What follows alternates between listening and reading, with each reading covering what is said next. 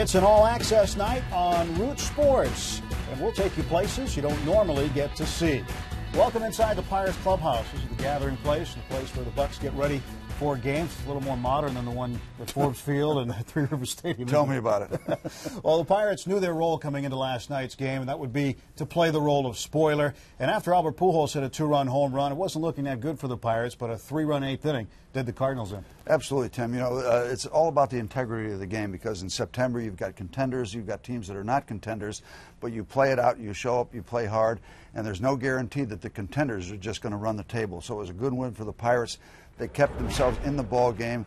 They were able to bust out. Pedro Ciriaco got a really feel-good base hit. Had to be good for him. Ryan Doman was in on that, and then we managed to hold them off primarily with the help of a great, spectacular play by Chase Darno at shortstop, one of the best I've ever seen. Yeah, one of the better defensive plays, certainly the best he's made at the major league level.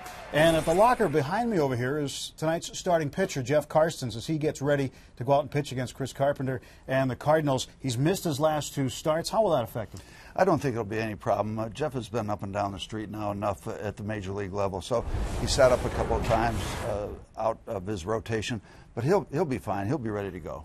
A lot of fun tonight as we take you all over the ballpark, inside and out. It's all-access night on Root Sports. Game 2 between the Cardinals and the Pirates coming up. It's Chris Carpenter and Jeff Karstens, the pitching matchup.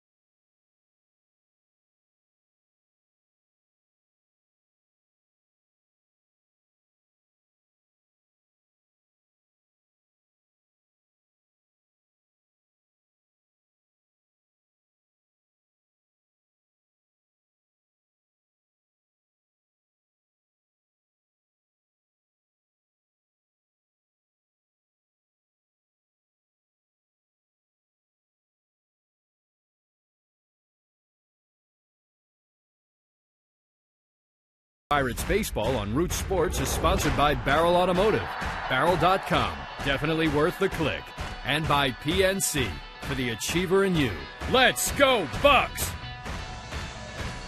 It's your all-access ticket to Buccaneer baseball. Just a short time ago, Jeff Karstens making his way from the clubhouse to the dugout. And he hopes to use that bat, too. And right into your living room, all-star center fielder Andrew McCutcheon. Great to see Jeff with his bat, isn't it?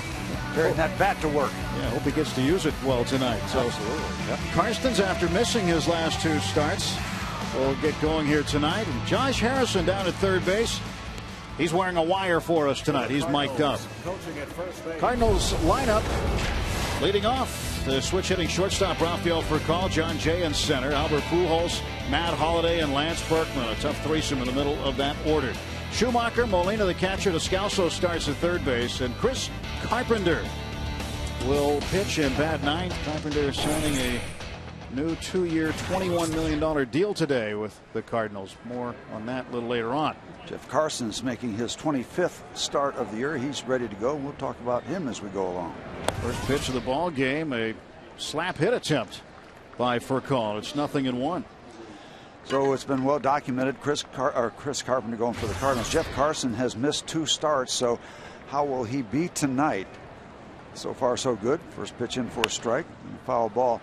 And the thing is, I was talking to Stan Savran about this. He's not a September call-up. Jeff has been around. He's pitched all year. He's done a lot of pitching in the major league. So I don't think he's going to be anxious about this. I just wonder how it's going to be for the curveball, because that's kind of a delicate release, where to release it, how to release it. And when you've been away for a couple starts, might be a little issue finding that. Other than that, this guy is so rock solid emotionally and mentally, I don't think it's going to be a big issue. Maybe a pitch count. I don't know, perhaps after missing a couple starts, but you've got no problem with Jeff Carson's out on the mound anytime. 0-2 pitch to Furcal. Popped him up, and Pedro Siriaco making the start at short. Records the first out of the ball game. And Pedro Siriaco had the biggest hit of his major league career last night. A 2-out, 2-strike, 2-run double in the bottom of the 8th inning. A little wrist shot down the right field line, score a couple of runs, and good that it scored a couple, because the Cardinals tried to come back in the 9th, and the Pirates wound up winning it by 1. Yeah, how big was that extra run? Brian Ludwig, who was intentionally walked, came around to score the 6th run of the game last night, proved to be the game winner. John Jay, big leg kick for Jay, and he really loads the bat back when he gets going. He will take a strike, a breaking ball, 1-1. I had a teammate that used to do that, and they threw him a changeup, and he was up on that one leg too long and fell back, and the catcher caught him. People were paying good money to watch that. 1-2. Karsten's ahead of John Jay. It's a timing mechanism, but if they pull a string on it, you're up on that 1 foot quite a long time. But he's hitting 310 or 3.9. Karstens can do that. He'll pull the string. He'll vary his speeds quite a bit throughout his outing. 1-2 pitch, comebacker. Jeff made sure he had the ball in his glove. Side saddle action. 2 men out now for the Cardinals in the top half of the first inning. Now Jeff follows through like most right-handers toward first base a little bit, so he's got to kind of, okay, we're going to reverse that, take it side saddle, and after that it's pretty easy.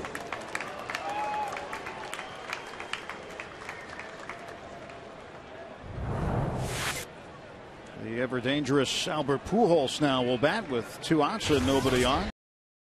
298 on the season, a National League leading 35 home runs. Pujols just under that magic 300 number average wise, trying to get back there and have another 300+ season. Looking for 330 home runs and 100 runs batted in. That's the line for Pujols that he is accustomed to. 3 out of 11 against Karstens in his career. Hammers this one up in the air to deep left center field. Going back, Ludwig. Ballpark's going to hold it. Ryan Ludwig makes the catch. And a 1-2-3. Top of the first. Pirates coming to the plate.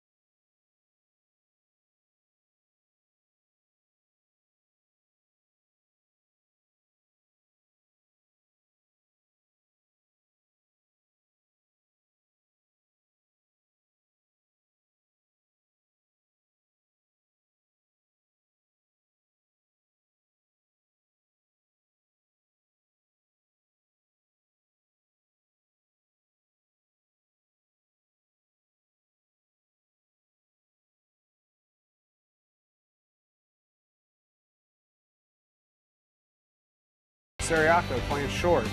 At second base, we have Neil, I just moved out of my parents' house, Walker. Center field, we have Andrew, the new generation, McCutcheon. At first base, Derek, I stand tall and carry a big stick, Lee. Catching tonight is Ryan, rougher than the Marlboro man, Dolman. Right field, Garrett, going bushes tonight, Jones. And left field, Ryan, all out, Ludwig. Third base, Josh, the vacuum, Harrison. And tonight's pitcher is Jeff Karstens, getting it done in BP yesterday. Let's go Bucks. Bones having some fun with the Toyota lineups. And talking about BP, Jeff Karstens hit his first batting practice home run of the season yesterday. No wonder he's carrying his bat down the runway. Chris Carpenter getting the start tonight, 9-9. And with a healthier wallet after today. Facing Pedro Siriaco gets the lead off this ball game for the Pirates. Tough customer on the Pittsburgh Pirates. 19 starts for Chris Carpenter, 12-3 career-wise against the Bucks. Siriaco rips this one foul. PNC achievement is Pedro Siriaco for the Achiever in You this season. 6 out of 19, 316 average, 2 doubles, a triple, 6 runs batted in, had that game-winning double in the 8th inning last night. Big hit down the right field line. Not sometimes how many you get, it's when you get them. You got the big one. Got another one right for there. This one, he's got a base hit to lead things off. Pretty much the way he swung the bat last night, just kind of a soft serve to left center. Last night it was a little soft serve between Albert Pujols and first base. No room for pictures on the scorecard as you take a look at the strike zone presented by Range Resources. As long as you get it done, doesn't have to be pretty. He really went out after that pitch. It was way off the plate. Out in front a little bit, but was able to stay back just long enough to serve it out there.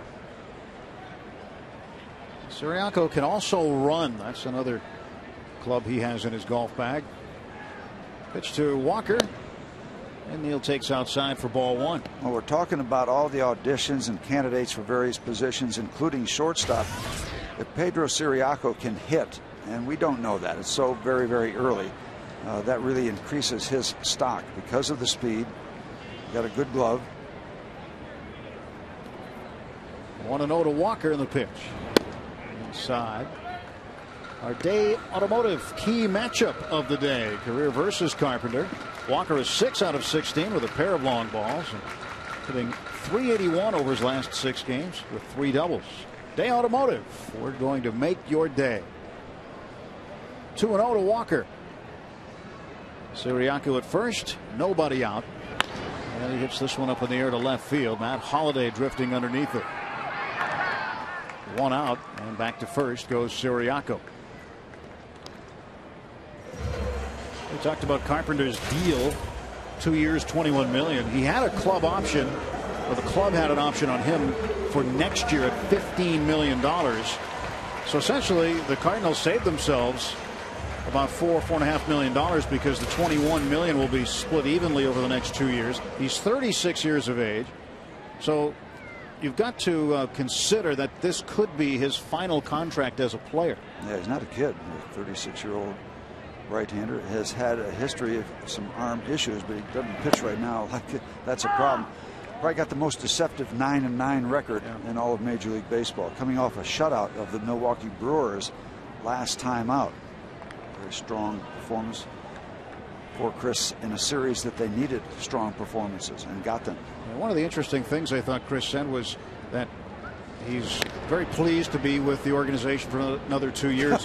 But I guess he would be. The understatement of the day. But he also mentioned something about beyond his playing days being with the organization, perhaps, and maybe there was discussion of that with this contract. Carpenter, 0-1 to McCutcheon. Siriaco off of first. And now it is 1 ball and 1 strike.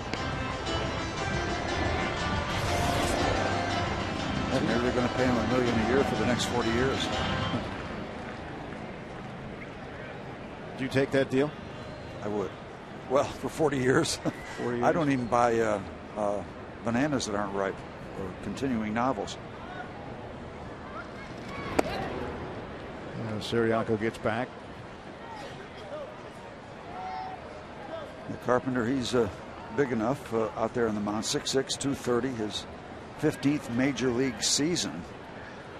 142 wins, 92 losses. Great winning percentage. Throw to first base, diving back safely that time. Pujols thought he got him, and he questioned first base umpire Joe West. Let's slow it down with the AGH cam. And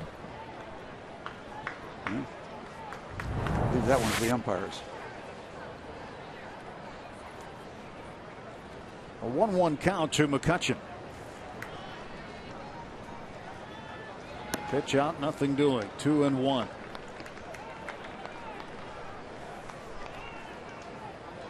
One of the neat things we have for you tonight, an all-access night, is you get to listen to a guy we spend a lot of time with, and that is Jeff Mitchell. He is our director, and you can listen to him call the game at rootsports.com. There goes Siriaco. Throw down by Molina.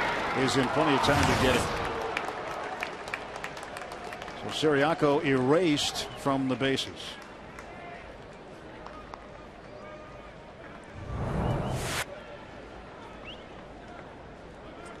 Here's the throw by Molina. And the tag. Pretty close. I think he got his hand in, but it's bang bang.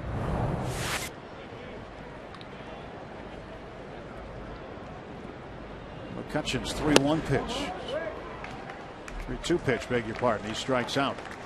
And Carpenter gets out of the inning.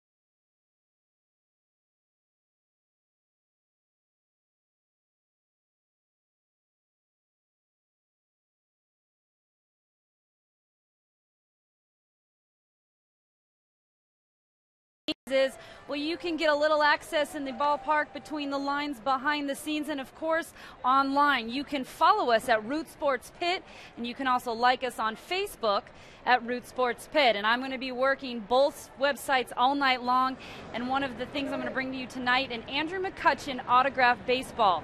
We're looking for new followers on Twitter, so this is your chance. The 11,000th follower will have the opportunity to get a ball signed by Kutch. We're looking for you. Sign on right now. I will be following throughout the night, adding different questions, and of course probably checking on you, Steve Blass and Tim Neverett, throughout the night. We're looking for the 61st new follower on Twitter at Root Sports Pit. That's one T at the end. Get on and get an autographed signed ball by number 22. Now that's some incentive. That's great. Huh? I'm a real follower. You are of anything. You follow anything, won't you? Mm-hmm. That's good incentive. An autographed ball from the all-star center fielder. Ground ball to the vacuum.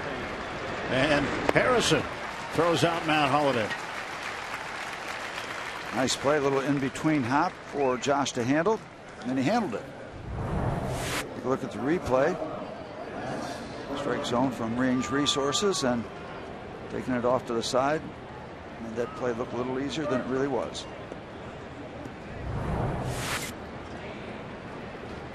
Jay Hay mic'd up for us tonight. Check in with him throughout the game.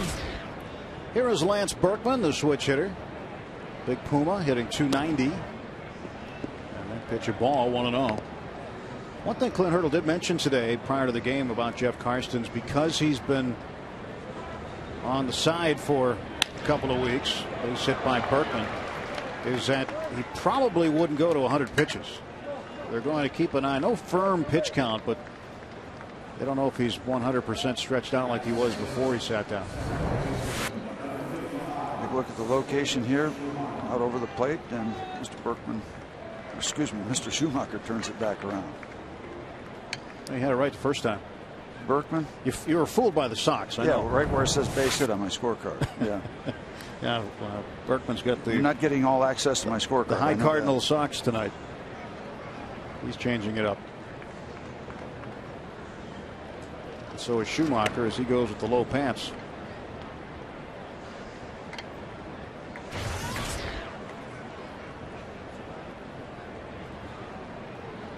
One out. Berkman is the runner at first, and Karstens the stretch. Now the pitch to Schumacher. Fastball in tight, 1-0. Well, if you skip Schumacher, you got to like to play baseball, because when you come to the ballpark, you might know where you're going to start the game, but you might not know where you're going to finish. All over the place last night. Tony La Russa has him playing sometimes 2 and 3 different positions during the course of a game. 2-0. He'll start him at second base. Tony will move him around to the outfield. He played center field and right field last night. With the expanded rosters, both managers having the luxury of adding a pinch runner here, pinch runner there. I know the Pirates had 6 new players in the ball game in the 9th inning. And I wonder if people really have an appreciation for what you just saw on the screen. 34th season as a manager, Tony La Russa. I mean, that's incredible. You think of 3.5 decades managing Major League Baseball. Schumacher walks. Now the Cardinals with runners at first and second and 1 out for the catcher Yadier Molina. Molina went hitless in 3 trips last night.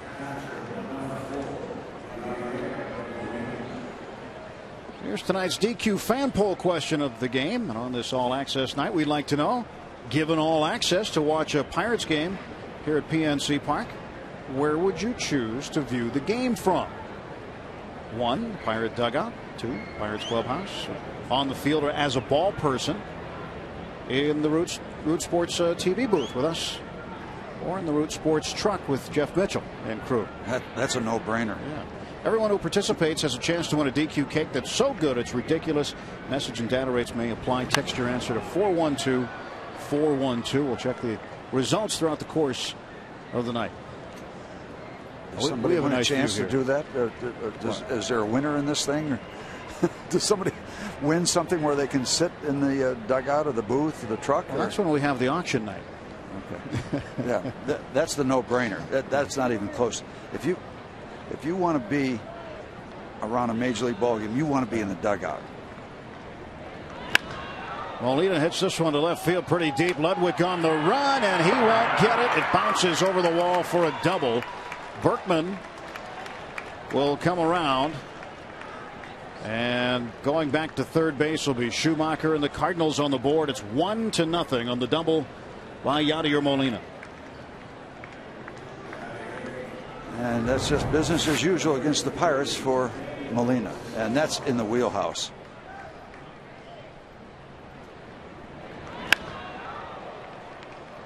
There's a lot of carry. There's a pretty significant breeze blowing and helping everything hit to left field. And it's not blowing as hard as it was. It was really smoking out in that direction, but still it's going to give you a lot of carry if you hit the ball in the air in that direction. Third baseman Daniel Descalso standing in. 1 out and 2 on for St. Louis. A 1-0 Cardinal lead in the top of the second.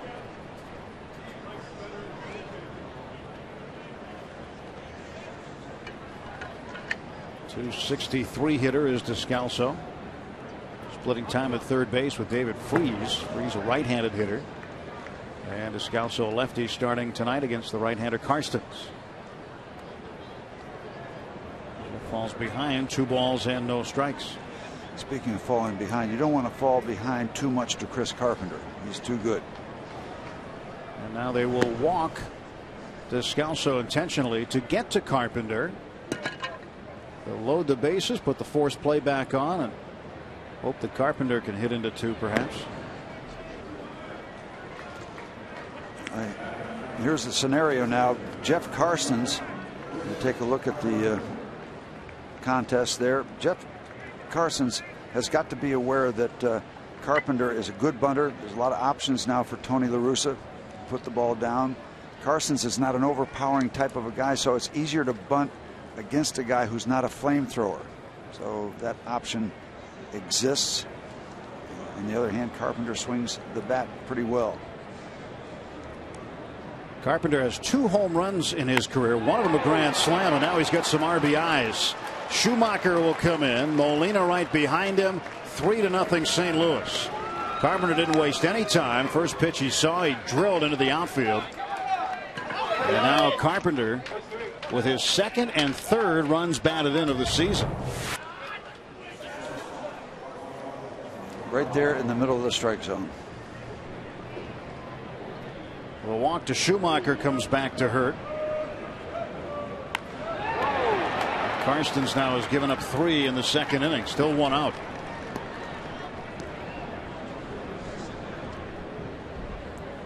Good swing, under control. I mean, this guy's been around 15 years. A ball right down the middle of the plate with not a lot on it is going to get hit by a lot of players, including some pitchers. Ray Searage, Ryan Domet, Derek Lee listening in.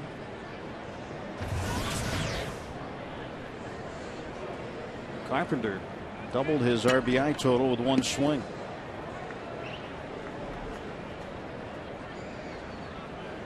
Maybe the better way to phrase that is he hit twice as many RBIs with 1 swing than he's had all season.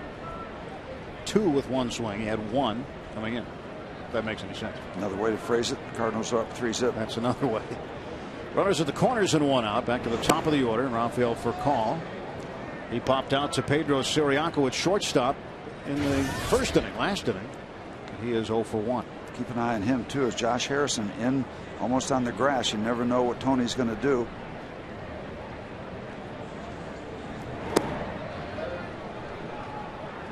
Two balls and no strikes.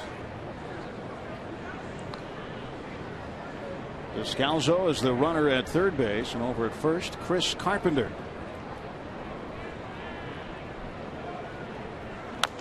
Little number swinging bunt out in front of the plate. Domet gave Descalso a look, and the throw down gets him at first. Carpenter safe at second and third, and 2 out. Well, and almost a tough situation for Derek Lee, and that ball tailing in toward the runner as Ryan Domet came out to get it out in front. He's got to get the best angle he can. Furcal runs very well, and they wind up getting the out at first base. That's a play every once in a while from any catcher that can go down the right field line. You see Derek getting the ball and then getting out of dodge, get that hand out of there. I've seen hyperextended elbows and all kind of problems for a first baseman on that play. John Jay, the hitter, swings and hits it down to Derek Lee. And Lee tosses to Karstens, and that's it. 3 in for the Cardinals, and they lead the Pirates after an inning and a half.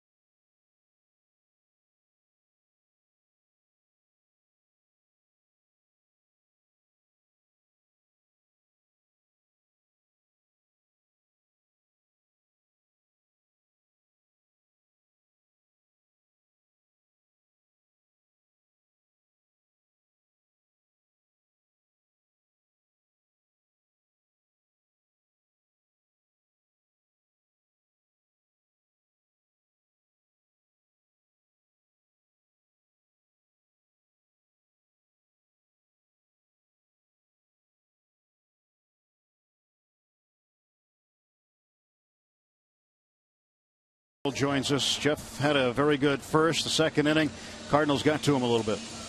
Well, yeah, they barreled 5 balls up there, and his command got a little shaky on him. So hopefully he can right himself and get back in line. As you said, the first inning was crisp. The ball was down. He's hitting some spots, and it was exactly the opposite the second inning. Clint, good win last night. Good feel-good win. How much of a challenge is it in September for you to separate the effort to win and auditions? Well, you've got to combine the two. I mean, we want to make every effort to win every game we play. We want to finish the season strong. We want to put a number up on the board in the win column that's got some significance and is a big step forward for us. At the same time, you want to take some looks at some people and some of the personnel. So just try and be smart with it. Don't outthink it. Don't overanalyze it. Get some guys some reps out there to take a good look at it. Clint, thanks. Best of luck the rest of the way. You're welcome. Derek Lee with a hit that probably makes the manager smile a little bit. Leadoff man aboard. There's a cleanup hitter. Gets the leadoff single. Now Ryan Doman will stand in.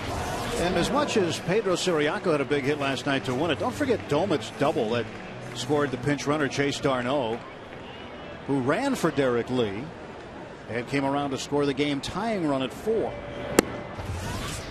So Doman's hit loomed extremely large in the 8th inning. Followed up by Siriaco's double. That was the key to the offensive outburst last night in the 8th.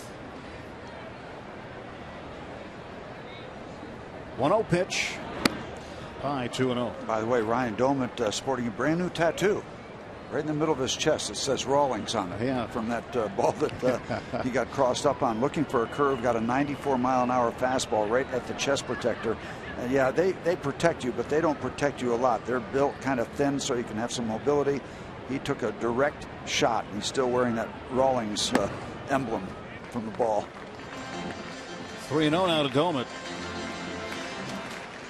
I told you about Chris Carpenter coming off a shutout against the Milwaukee Brewers last time out.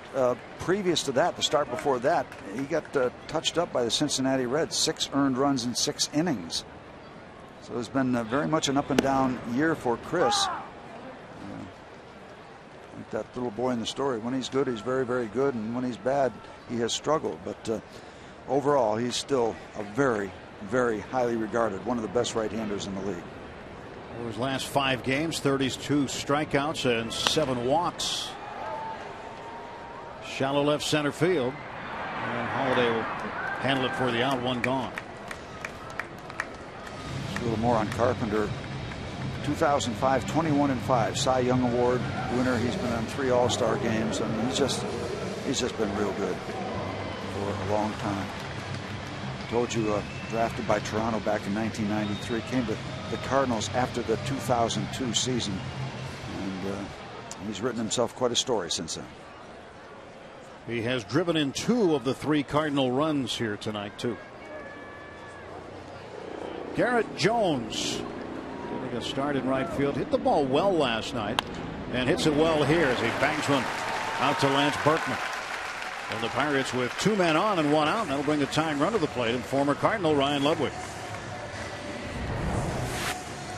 Turns this pitch around, finds the hole between first and second. The Pirates are in business. It'd be nice to just edge into that 3-0 Cardinal lead, especially the first chance you get after they put the 3 spot up. Ludwig has reached base safely in 14 straight starts with the Pirates. Last night he ended up being intentionally walked in the bottom of the 8th inning. Came around to score what proved to be the game-winning run.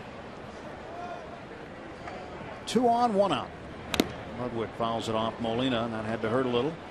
So if you need to go to the restroom or go to the refrigerator, go ahead and take your time, because they're going to give Mr. Molina a few seconds or a few moments or a few minutes to collect himself. We talk about catcher's gear protecting. You know how thin the chest protector is and the shin guards. Yep, you still feel that shot through the protection.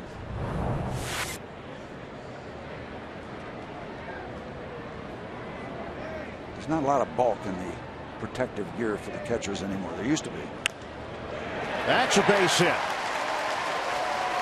Holding at third will be Lee, and the bases are full of Bucks with 1 out. Strong throw from Matt Holliday. Pirates a lot of action. a hanging curveball that stays up in that hitting zone.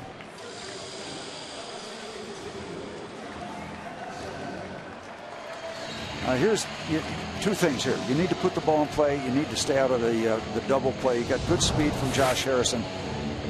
Even if you hit a ground ball, hustle down to first base, save that double play. Don't let it happen, and you're on the board. You give him that second out. Don't give him the third and leave all these runners scattered around the base paths. Harrison, a .333 hitter with runners on base, 25 out of 75. Bases full, 1 out. Strike 1.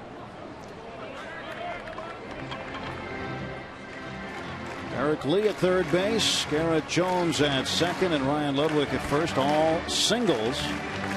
3 base hits this inning against Chris Carpenter. No runs across yet. Yeah, and Carpenter's been around a long time. He's not a blazing fastball guy, but he knows the times he needs a strikeout. And if he gets it here, then he faces the pitcher. He knows he can get out of this. To the right side, Pujols drops it, and everybody's safe. Albert could never get a handle on it. He could never find the handle on that ball. And I think part of the reason he was looking all around, see where his best chance for an out, whether to go to second, home, or back to first base. Here's the chop. Wide to first base, Albert there, and it gets out of his hand.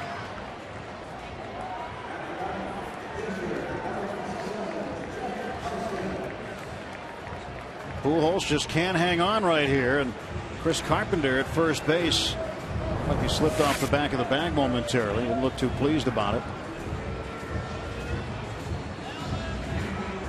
So with 1 out, that'll bring up Jeff Karstens in the tying run and scoring position.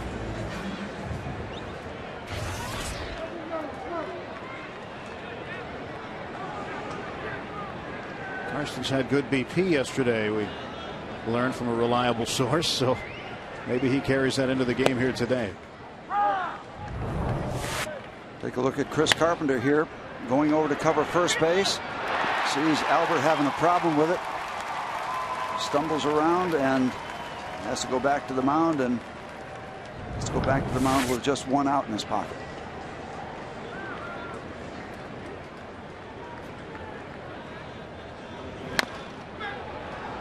This one will stay foul. It had a little English on it, trying to get back into fair territory.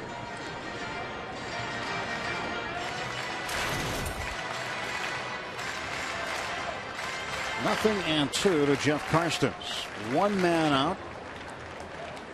And the base is full. 3 hits and an error this inning. Cardinals had won 5 in a row before yesterday's game. Pirates breaking that streak. And again, we talked about it in our open tonight. Bucks' role now is that of spoiler. Cardinals have been making a bit of a run to get back in the race, and are still in it very much as far as the wild card is concerned. 4.5 behind Atlanta for the National League wild card, and 6.5 behind Milwaukee for the division. And spoiler, yeah, to a degree, but you still want to just play the game. I don't think you're thinking about spoiler so much once the anthem is played. Still going out trying to win a major league ball game as Jeff stays alive.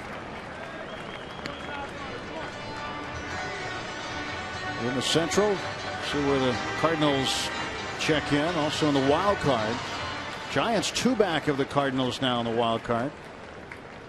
Dodgers 11 out. Pirates now 4 games behind Cincinnati with 3 to play head to head with the Reds. Karstens takes outside. Wow. Now leaving up the count. Chris Carpenter became a statue for just a half a second with that call.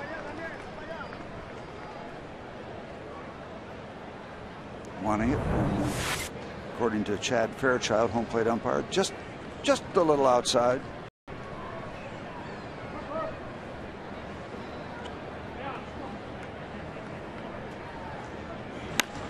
Down the right field line, foul.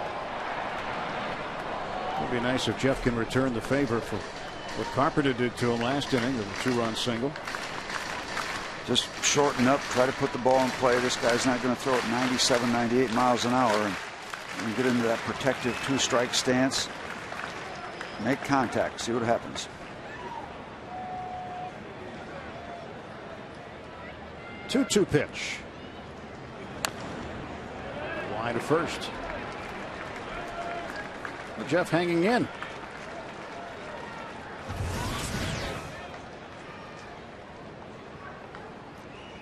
Carpenter doesn't walk too many people. He's started 30 games, 50 walks with very good control. Doesn't give up the long ball, just 14 home runs and 30 starts. Starting to flesh out that picture of why he gets a lot of money to throw a baseball. Well, he strikes out Karstens. 2 men out and back to the top of the order, and Pedro Siriaco. They'll shorten up in the Cardinal outfield, knowing that Pedro does not have much power. Right now, the 3 outfielders for the Cardinals a little deeper than I would expect. But that could change. Siriaco 2 for his last 2, going back to last night late. Falls behind 0-1 to Carpenter. Garrett Jones down at third right now. Ryan Ludwig, the runner at second. Josh Harrison at first. He reached on the error by Albert Pujols.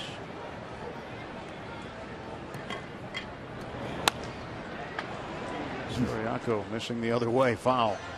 Seems to have pretty much the same type of contact all the time. Doesn't really drive the ball that we have seen yet. An issue with that bat, so he wants another. Now, part of the speed up rules is you have to have 2 of them ready, and they want the bat boy to get you the bat, not to have you go back down in the dugout and custom pick one out of the bat rack. Now, this is another reason why they've got to get rid of the designated hitter. This is all part of the strategy. Now, Carpenter knew that if he got Harrison, he'd have a good chance to get Karstens. They didn't get Harrison. That kind of opens up. So that gives you a feel for the ebb and flow of strategy and what you're trying to do and what kind of script you're trying to write. You have the DH, you take all that away. 0-2 struck him out. Siriaco chased one outside. Pirates leave him loaded, but get one back. 3-1 at the end of 2.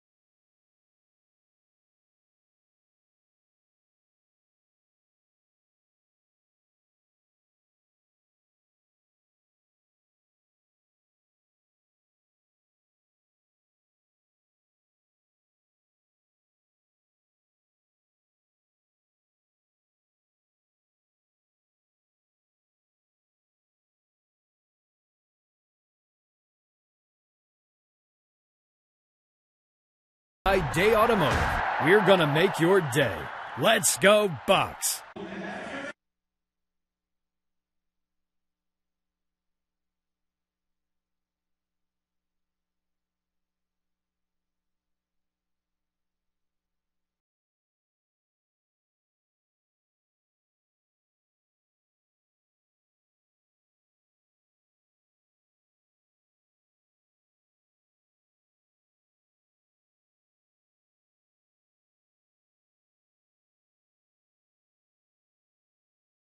On Root Sports is sponsored by Day Automotive.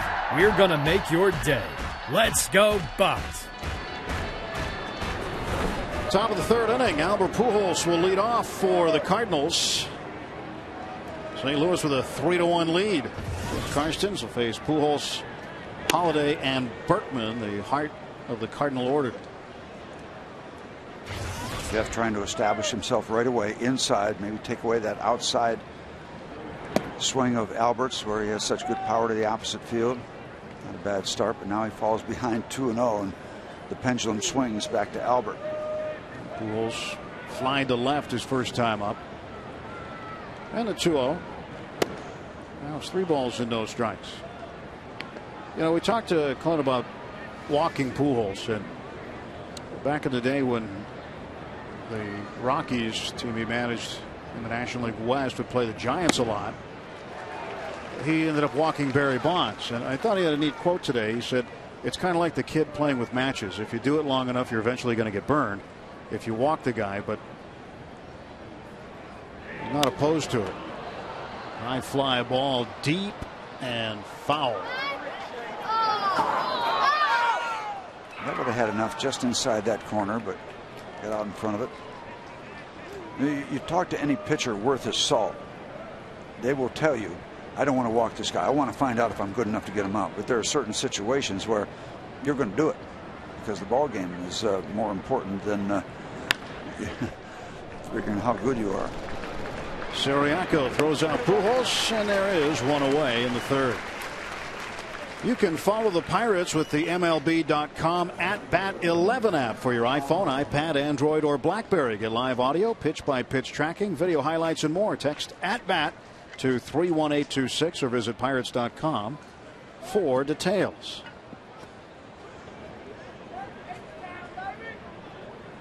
Matt Holliday grounded out to Josh Harrison at second base. Hit a shot down there, and Harrison handled it pretty well.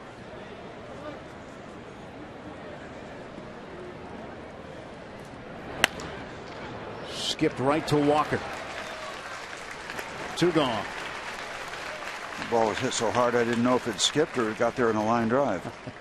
Well, it flew right off the side of the mound. Right at Neal.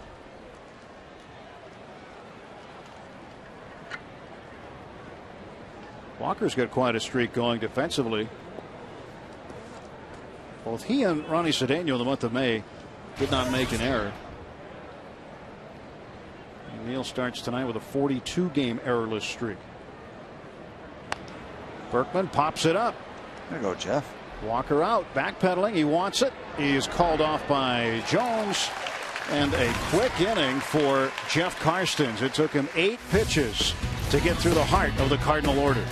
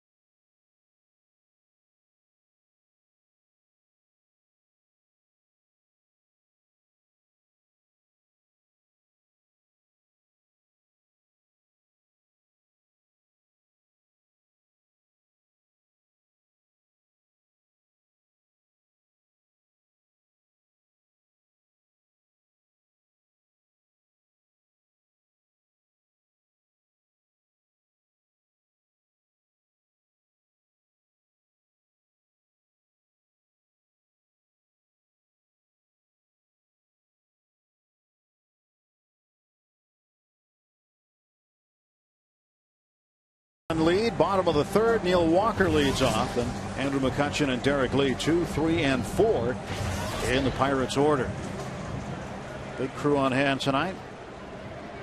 Dan Potash and Lacey Collins with Steve Blass. I'm Tim Neverett. Got Jeff Mitchell in the truck tonight. He is the first assistant to the King of the Gypsies in the Gypsy trailer. I wonder how that's doing on the text poll, by the way. The folks were asked if they like to sit different places, and the Gypsy trailer was trailing in the polling.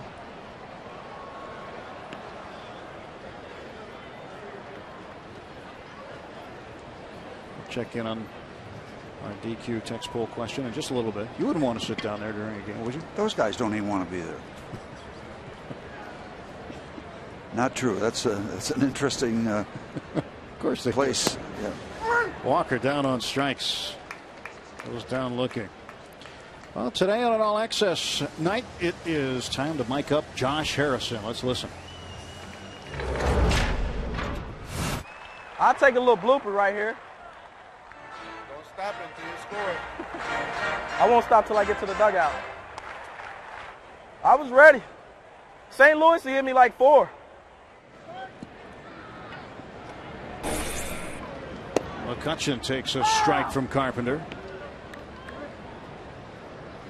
So he was talking about Albert Pujols, who hit 4 ground balls to him in St. Louis. And when Pujols hits one that way, it's usually coming at you at a great rate of speed. He doesn't hit too many of them easy, but he is not a happy man right now.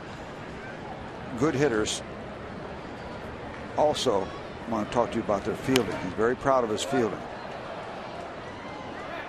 In fact, the ball that Ryan Doman hit last night, he'll tell you he could have got some leather around that. A couple of gold gloves in his resume. To me, he's the best in the league. Hands down. Best baseball player in the National League. Maybe in the majors. We don't see the American League guys that much. You go around Major League management and franchises and say, all right, you got one player to build a team around. Think you might get some votes? I would say, yeah. Well, ask Clint today about where he ranks in terms of hitters that he has seen. McCutcheon takes the ball, 2-2. And he said he ranks among the top 5 hitters in his lifetime. The guys that Clint has seen play during his lifetime. He said, and he started scribbling down. I followed up with him afterward, and he started scribbling down some names. And Pujols was at the top of the list, and his old teammate George Brett was next. He said Wade Boggs. Yep. Boggs was probably one of the best 2-strike hitters. Rod Carew wasn't too bad. Tony Gwynn, and then he added Barry Bonds in there. He said, well, there's got to be a 5A, so Barry Bonds, as far as the best hitters. I tell you, Barry Bonds had as much plate discipline with balls and strikes as anybody I've seen in a while. Up in the air to center field, and John Jay will track it down. 2 out for the Pirates. Let's check out tonight's Barrel Automotive league leaders. Most RBIs in the National League in the last 10 days. Jason Bay of the Mets with 12. Alfonso Soriano of the Cubs with 10. And here is Derek Lee with 9. Barrel Automotive, definitely worth the click. Lee with a base hit and a run scored tonight. Hammers this one. Deep right center field. Way back it goes. Caught. Derek Lee, a home run, makes it 3-2. That's the way you do it. Send it. Right center field, opposite field power. Does Derek Lee still have something in the tank? Yeah. Yep. Just showed you some of that right there. 10 RBIs in the last 10 days. Number 15 given up by Chris Carpenter, and this Pittsburgh Pirates right back in it. That's the 3rd home run in his career he has hit off of Carpenter. Ryan Doman will take strike 1. You know, that area out there in right center between the ketchup bottle and Trib Total Media, Derek Lee seems to like putting baseballs in that area. He's done a nice job with that. That's a good direction, because even if you don't get it over the fence, you're going to find a gap. Right center field. So the veteran D. Lee, who among active first basemen has started in the most games, played in the most games at first base. Todd Helton of the Rockies up over 2,000, and way up over 1,800 is Derek Lee. He is second on that list among active players playing at the position.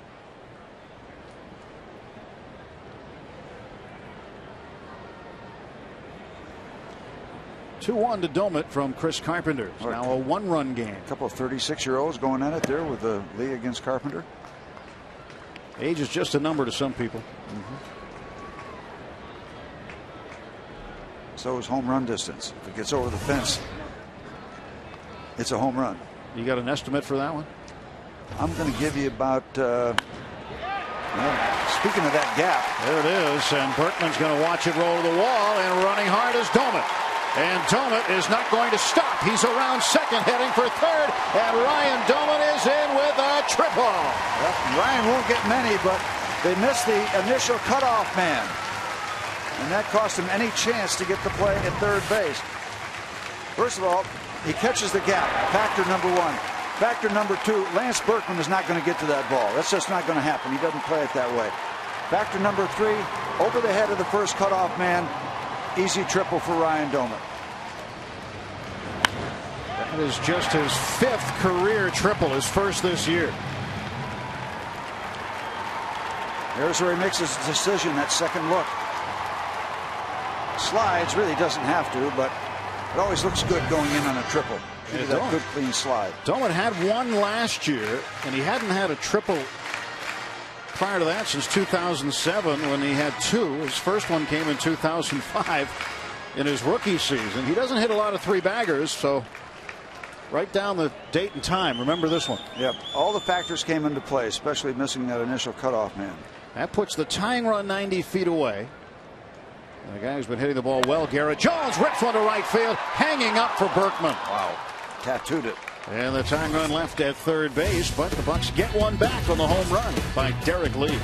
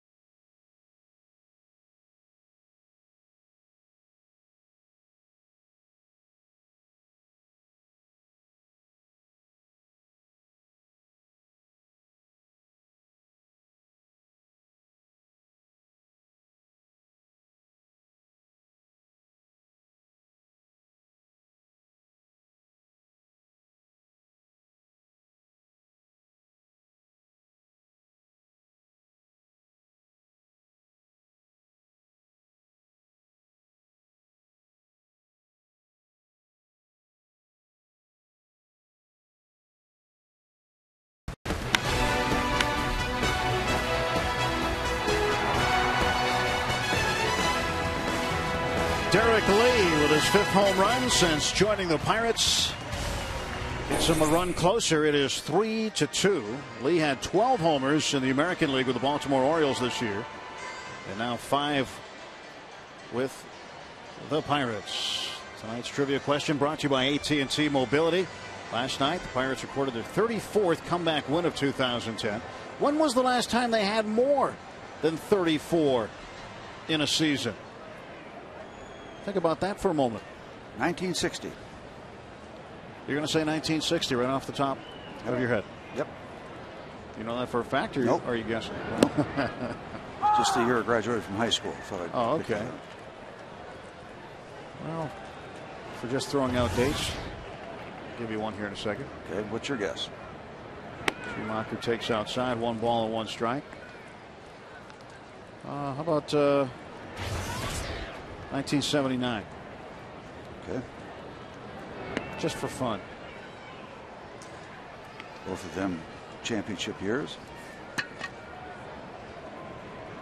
It's 34 wins added to whatever else they did. So comebacker to Karstens, and Schumacher is out.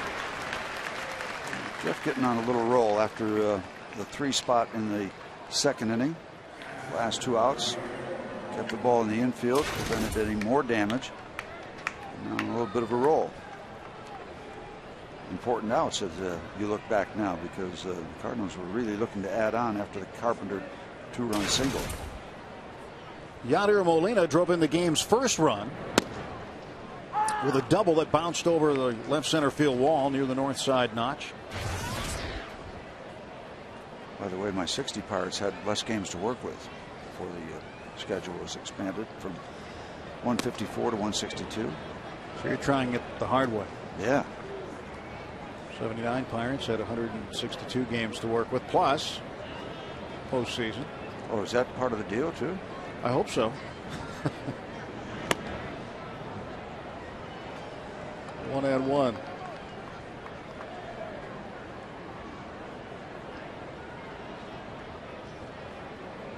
Karstens pitch to Molina for a strike called.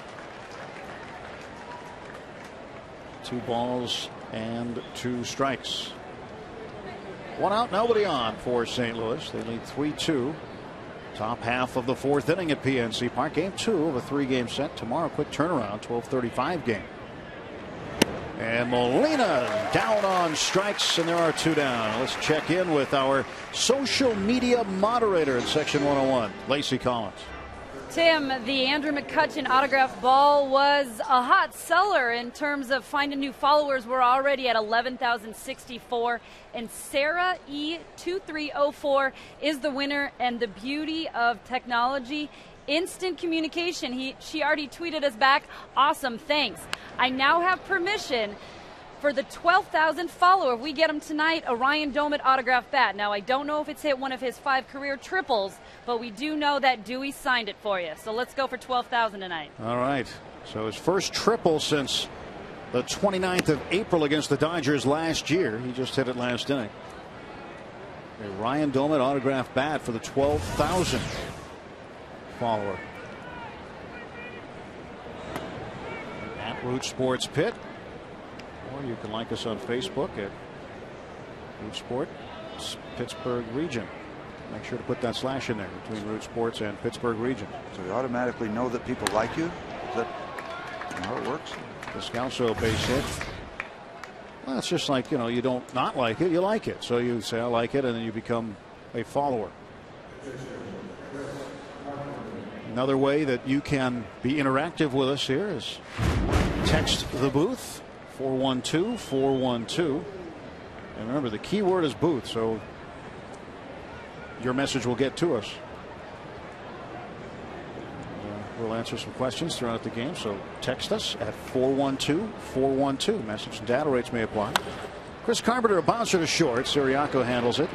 Nice and easy. Throws to first and ends the Cardinal half of the 4th. Cardinals 3, Pirates 2, and the Bucks coming to the plate in the bottom of the 4th.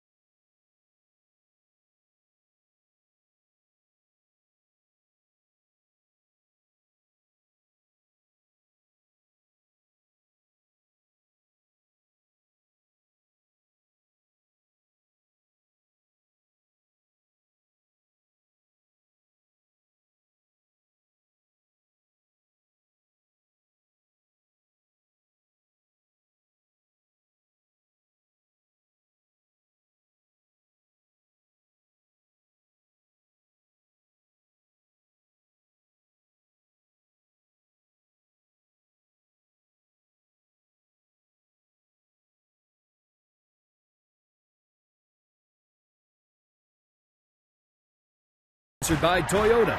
Buy right the first time and save more. Visit your local Toyota dealer for details. And by AT&T. Let's go.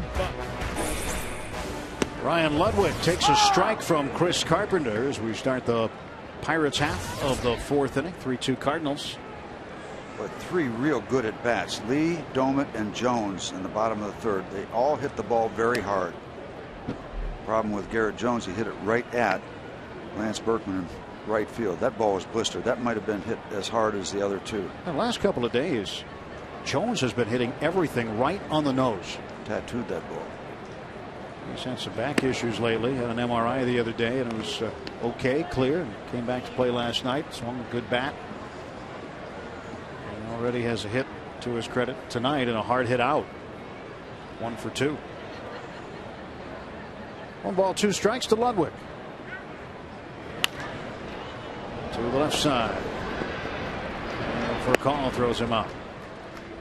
Josh Harrison coming to the plate. Josh is mic'd up tonight talking about his opposition, Chris Carpenter. His cutter's cutting more than it was in St. Louis his last start against us. That's that cutter, man. That thing look, hey, it's that cutter right there. It looked like it's going to be there, and it goes. I kind of knew he was going to come at me with fastballs with the pitch bases loaded. It wasn't really. That cutter Chris Carpenter has. What that is, that's the old pure slider. All it is a fastball that you cut across when you release, so there's no spin. He's not spinning the ball, so you don't pick up a curveball, breaking ball, spin. So it's a cut fastball. And a strike to Josh Harrison. Entirely different than any breaking ball. So that fastball all of a sudden goes like this. It's not a big breaking curveball that has a lot of bend or spin, so you don't see the spin that immediately alerts you to the fact, okay, that's a curveball or a breaking ball. It just looks like a fastball, and now you got that much of a fastball doing that. It's a great pitch with a great location. It's been effective for Carpenter. Been one of his better pitches over the years. And it's evolved that a lot of the pitchers now call their breaking ball curveball. They call it a slurve, but those are curveballs. The slider is a fastball that you cut. And a lot of pitchers still go to that, not as much perhaps as before the pure slider, because there's a bouncer to short. Check out this play. It's a routine 6-3 play. But the whole evolution of the cut fastball, the original slider, was the fact that it was an easier breaking ball, quote unquote breaking pitch, to learn than the curveball. Curveball is tough to master. There's a lot of things you have to do right for a curveball. Slider is just a variation of your fastball, so it's an easier pitch to pick up and master than the pure curveball. Carpenter will face Jeff Karstens. Struck him out in the second inning. Pitch high and a little inside for ball 1. 2 outs, bottom of the fourth, nobody on. Strike 1. 1-1. I keep begging. I talked to Jeff before each start. I don't talk to him about pitcher, and I said, guess fastball that first pitch. He said, I like to take a first pitch. I said, that puts you in the hole. Let's take a look at our trivia answer. Our AT&T mobility question we asked about comebacks. Pirates recorded their 34th comeback win of 2010. When was the last time they had more than 34 in a season? We're both wrong. 2006, they had 35. That wasn't a championship wins. year. No. Breaking pitches in. And we both guessed incorrectly. But we didn't hesitate. Came out with 2 quick years. And they were good years. In fact, they were better years than 06. Karstens down on strikes, and Carpenter gets the Pirates in order in the fourth.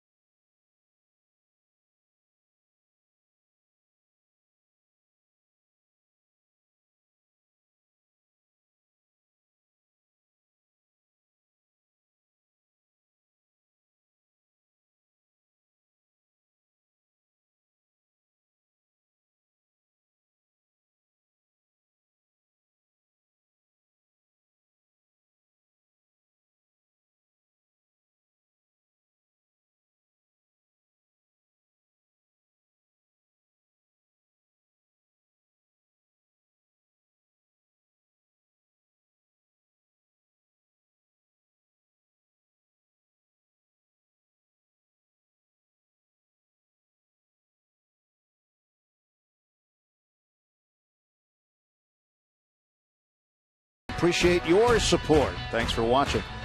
Let's go Bucks. I know. Yeah, we know Beckley very, very well. Let's take a look at the poll question. Where would you like to watch a Pirates game? In the dugout, the clubhouse, on the field as a ball person? Only 7% want to come up here with us. That's got to change. We're going to get that up a little higher. We can't be the same as the sports truck, the Root Sports truck downstairs, the Gypsy trailer. We have to have a much higher percentage. Wouldn't people want to come up here and sit next to Steve Blass, a World Series champion? No, there's more action down there. More going on. And you can't believe how much action there is going on down there.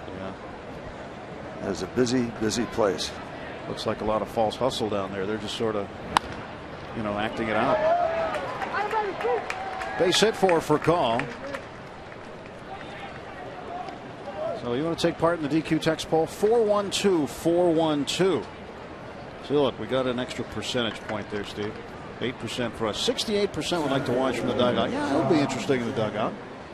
Probably get a buffet of sunflower seeds, too. You can eat all those you can handle. And you'll learn some new phrases.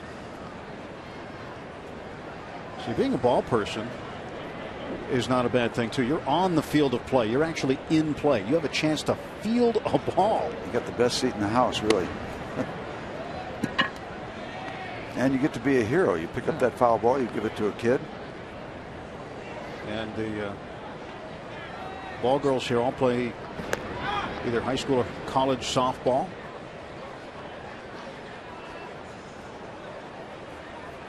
Nice to have a little table next door, have some snacks and stuff.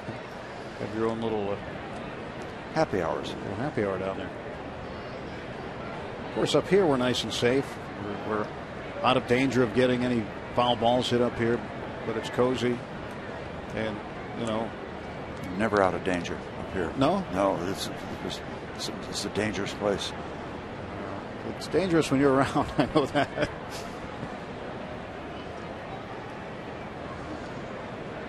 One on, nobody out. John Jay takes outside 2-0. I guess you get to see all this technology we have up here. Steve's big into the technology up here. See a big jump in the booth. I can certainly understand that. Yeah, you sold it. It's a great seat. Unobstructed view. There goes for call. And a strike is called. Domet lost the handle on the ball, and a stolen base for Rafael Furcal.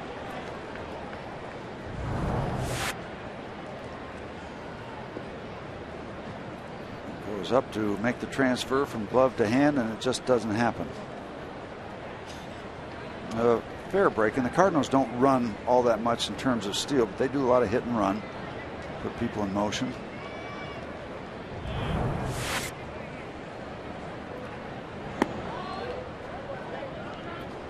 It looked like a mitten from ski season that Furcal has on his hand. Look at that. I don't understand it. His hand is all taped up in there. That's not taped, though. You're right. It looks like an oven mitt. It could be like an offensive lineman, defensive lineman that you use to club people. Speaking of clubbing, this one clubbed down to the right field corner off the wall, fielded by Jones. Furcal will score easily, and in with an RBI double is John Jay. It's now 4-2 St. Louis. This is not a good start to the fifth inning with the thumpers coming up. Pujols, Holiday, and Berkman, and I don't know if there's a more productive trio in all of baseball. Looks like the Pirate bullpen's going to get going. John Jay with his first hit, now 1 for 3. And his 36th run batted in. Double number 22. Nice of us to welcome those folks from the Beckley area.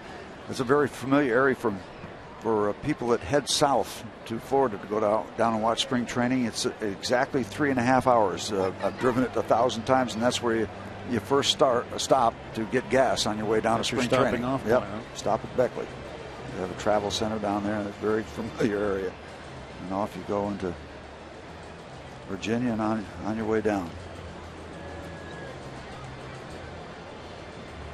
Coming up, we don't want you to miss it. It's Fan Jam 2011 featuring Steve Miller Band live in concert after the Pirates take on the Reds Saturday, September 24th, 7:05 start They'll be playing all their big hits, including the Joker, Take the Money and Run, and many more. For your tickets to Fan Jam, visit Pirates.com. Big old jet airliner. That's what I take to spring training. I don't drive. Well, you got that big contract, I guess. No, it takes 2.5 hours to get there, and an hour later you're stopping for gas in Beckley. See, it's all about the journey. It's about the journey, not the destination. I don't blame you. I'm picking up my car at Pirate City and driving toward the Gulf by the time you're getting gas.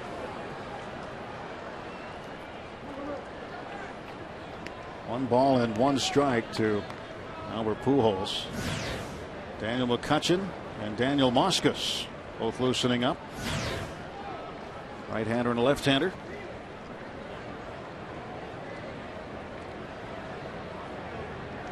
This half inning right here could swing the ball game one way or another. If Jeff can keep it together against these three thumpers, keep the ball game intact. These three guys, they can get away in a minute. They're already in business.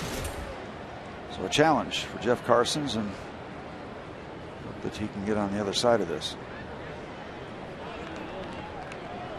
Just a 2-run game at this point in time. Top of the 5th. Nobody out. 1 run is in.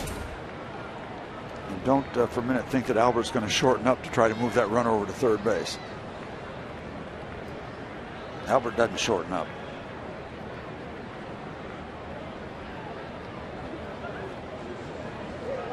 And he wants time. He's a big man up at the plate there, and he also tries to take that outside part of the plate away from you. He's right up on top of the strike zone. Those elbows are not too far away from the inside corner. By the time he swings the bat, he is protecting that outer area. See where Ryan Doman goes. Away. And a diving stop by Siriaco. His throw didn't get it. A little bit high, rushed it. And coming in underneath it was Pujols, but what a stop by Siriaco. And even with the bobble, still might have had time with a good throw to get him. Yeah, good throw does get him. This ball is right down Broadway, and he smokes it, but Pedro does a good job of stopping it. And then the bobble maybe rushes it a little bit. Yeah, you see they got plenty of time because the ball got to the shortstop so quickly. Scored a base hit for Pujols. And that was because of the degree of difficulty, and he hit it so hard, but that should be an out after he makes the good stop. He got plenty of time. Yeah, good throw gets him. 2 on, nobody out for Matt Holliday. Holliday is 0 for 2. He has grounded out to third, grounded out to second.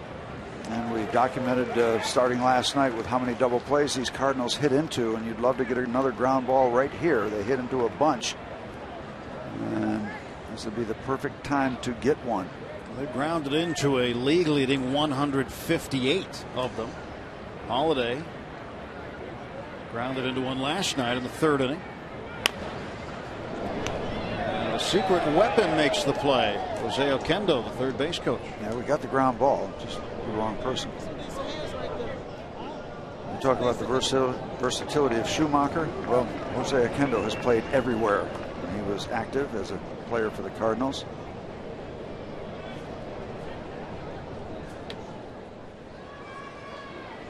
Runners lead from first and second. Jay the runner at second. Pujols at first, and the 0-2. Got him. Karstens with the strikeout of Matt Holliday. Number 2 for Jeff couldn't have come at a better time. You still got a double play candidate with Berkman.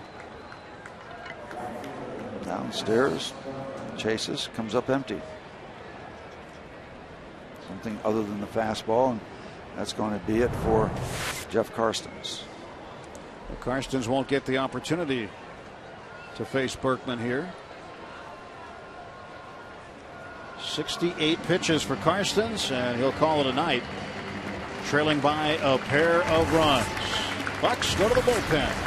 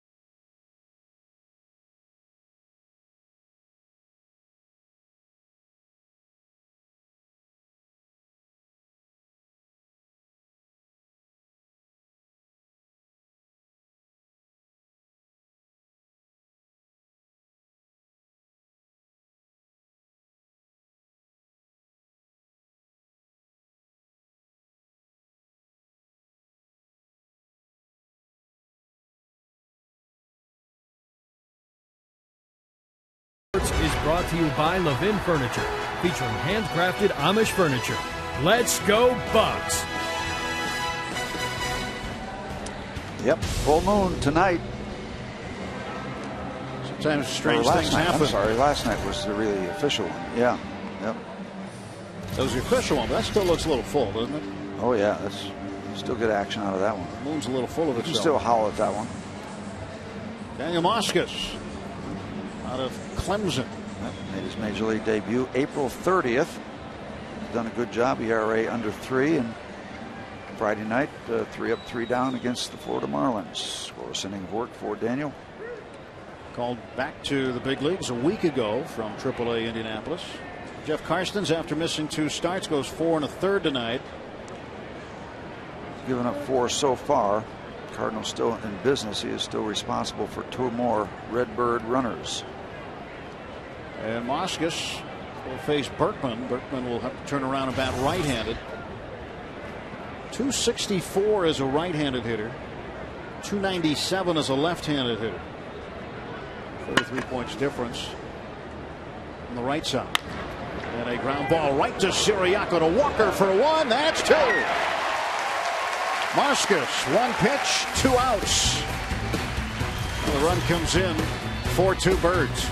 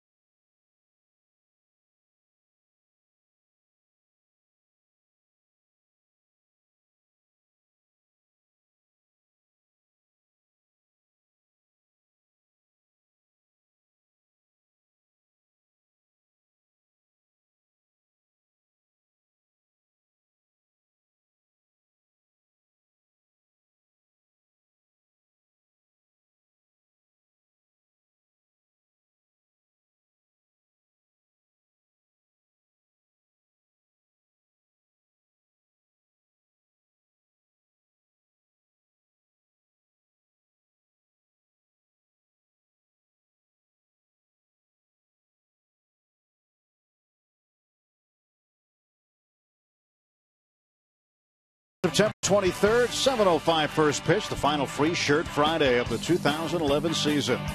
All fans to the gates get a Pirates t-shirt courtesy of the International Union of Operating Engineers, local number 66. Pirates.com/Free Shirt Friday for your tickets.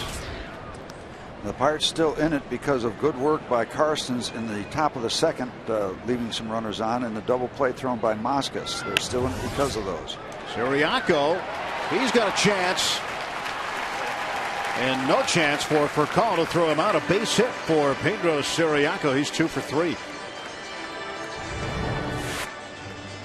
On the top of the inning, the Cardinals got the leadoff man on, and they scored. Now the Pirates trying to return the favor. This is going to be tough for Furcal anyway. But after it rolls up his arm, it's done deal. AGH cam showing you all the detail.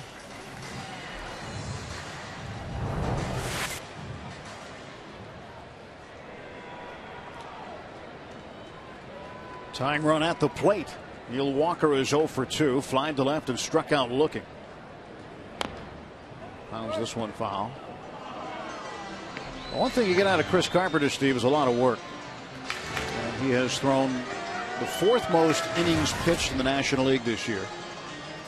What, something like the most starts by anybody in the last couple of years? He's making his team leading 31st start. Carpenter with 210 and a third innings thrown. Cliff Lee of Philadelphia, 210 and 2/3. Roy Halladay on the list and Clayton Kershaw on the list. Tough play for Furcal. Safe at second base is the hustling Pedro Siriaco. And not only puts the Pirates in business, but helps create a base hit for Neil Walker with that speed. Yeah, they're picking on Furcal right now and doing okay. This one chopped wide of Descalzo. He's out of the equation. Once he's out of the equation, the Pirates have a chance to have runners on first and second because of the speed of that man. Well, he'll just put it on a good spot in the infield. Siriaco, good speed, puts the tying run on base. 2 on, nobody out. And now Andrew McCutchen, who's 0 for 2 and due. Kutch did not have a hit last night, although he drove in a run. Back for McCutchen. You have to go back to Friday in the 6th inning for his last hit. It was a double. Get him to run into one here. A good spot for a 3-run shot. 1 ball and 1 strike.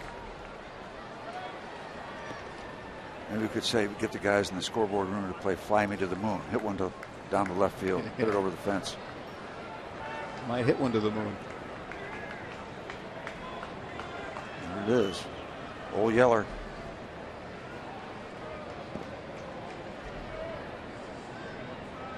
Carpenter gets a sign from Yadier Molina. Siriaco at second and Walker at first. Kind of hard to go out and howl at the moon tonight with a day game coming up tomorrow. Yeah, you want to need a little more downtime. Save it for tomorrow. The moon will be out again. Okay.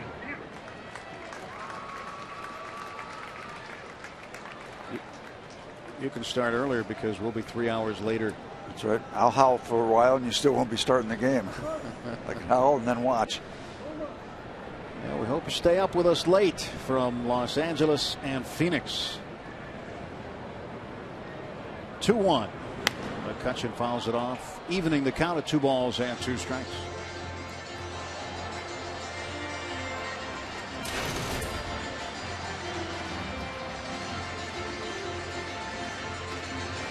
Chris Carpenter out of Exeter, New Hampshire, went to high school in Manchester, New Hampshire. Now lives full-time in St. Louis. For a long time, they had one of the great sports banquets in the United States.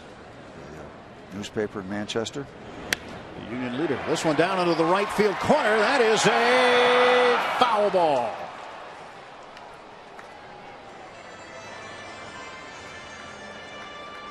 Remember going to a banquet a long time ago after a World Series, and they invited everybody in, including a young man by the name of Carlton Fisk. How close was it? Not very.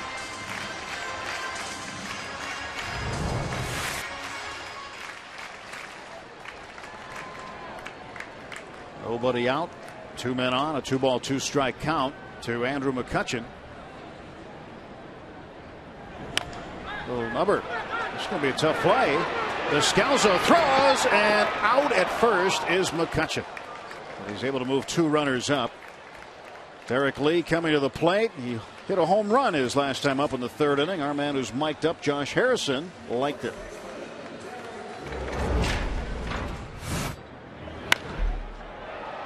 Get out, ball. Get out of here. Get out of here. Leave, leave. Hey. Outstanding. I hit that. That's bouncing in the gap. Not even on a warning track. You got Alex Presley cracking up there on the bench, but a little power comparison between Harrison and Derek Lee.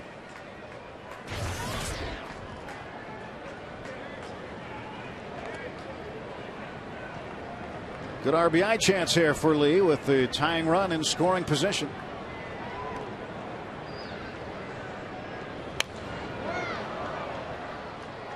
Well, he didn't cut himself short in terms of that swing. It's full throttle. Okay, you want to cash it in somehow or another. Get the ball out of the infield. At least get 1 out of this. That puts you a point away. It's a big difference. 2 for 2 tonight. 2 runs scored. He has scored both Pirate runs. Like to give somebody else a chance to touch home. This one to right field, and here comes Berkman. Siriaco's going to try it. Oh, yeah. And he will make it. You will run on the arm of Lance Berkman every time. Another run batted in for Derek Lee, his second tonight. And Siriaco makes it a one-run ball game again at 4-3. And that's just a scouting report, and everybody knows it's not a real harsh criticism of Lance Berkman. He just doesn't have a strong arm. You will run on that arm. He does a lot of things very well, because throwing isn't one of the real strengths. And the Cardinals want an appeal. And Siriaco left early. Third base umpire Sam Holbrook calls him out. Clint Hurdle will come out to argue. And that's going to end the inning on a double play. Nick Leva is beside himself. And Clint Hurdle and Sam Holbrook disagreeing. That's something you don't see very often.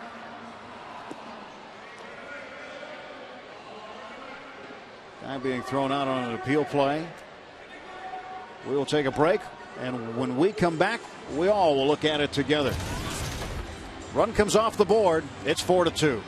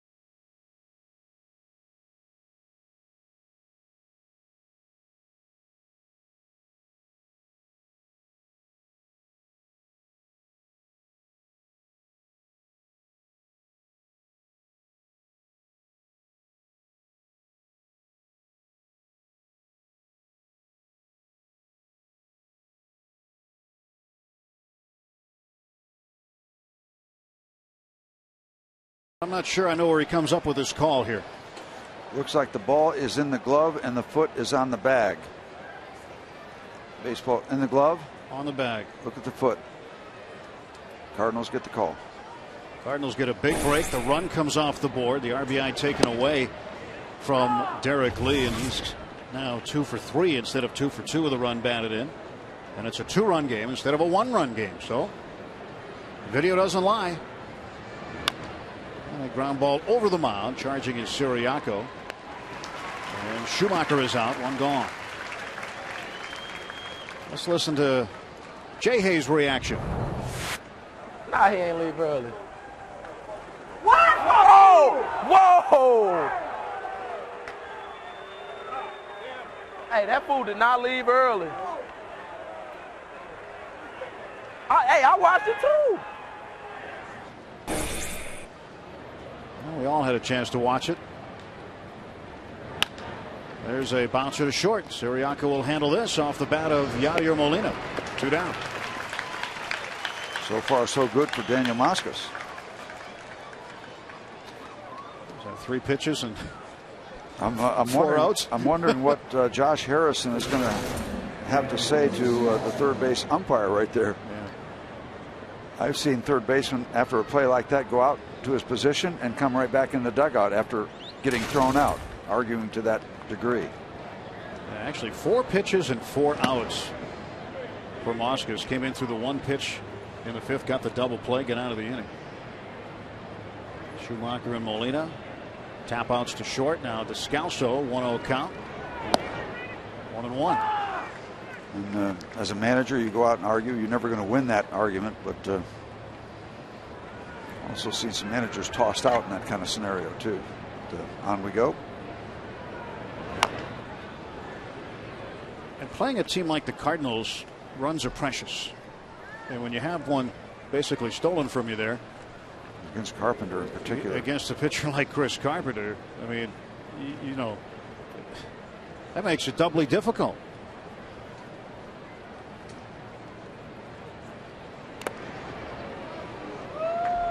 Doma takes another shot, I think. Not like anything else, Holbrook will watch it on film or video. They don't have film anymore, I heard.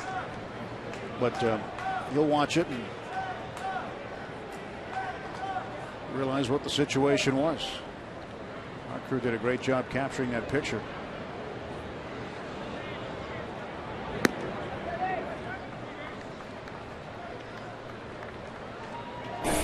Take another look. There's the catch by Berkman, and you can see the foot clearly on the base by Siriaco, using it to push off of.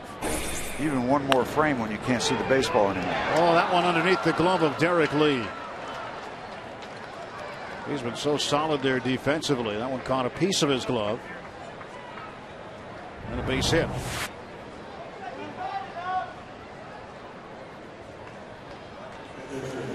They'll call it a base hit. We've had some hitter-friendly calls on some of these plays tonight. It's an old pitcher talking that you know, sometimes you say, hey, come on now, those are plays that should be made. 2 outs, 1 on. Pitch to Carpenter. He came up with the bases loaded earlier in the ballgame. In the second inning, we talked about his home runs. He's got 2, 1 in grand slam against the Cincinnati Reds during the 2009 season, October 1st. And then he hit another home run against Atlanta on the 10th of September last year.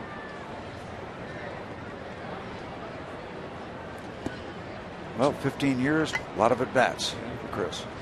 2-run single in the second inning for Carpenter, and then he grounded out to short in the 4th. Mosca set. 1-1. Down the right side. This one will be watched into the seats by Garrett Jones. 2 strikes on Carpenter. Had a career high, or not a career high, but a season high, 10 strikeouts against the Pirates on the 16th of August. 15th double-digit strikeout game since he's been a Cardinal. That one foul.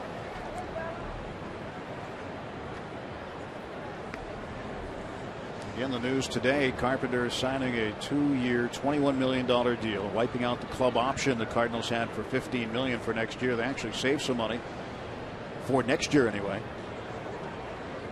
36 years of age. It'll take him till he's 38 and possibly his final contract as a player. Strikes out. Moscas getting the job done in the 6th inning. 1 hit, no runs, 1 left. Through 5.5. Cardinals 4, Pirates 2.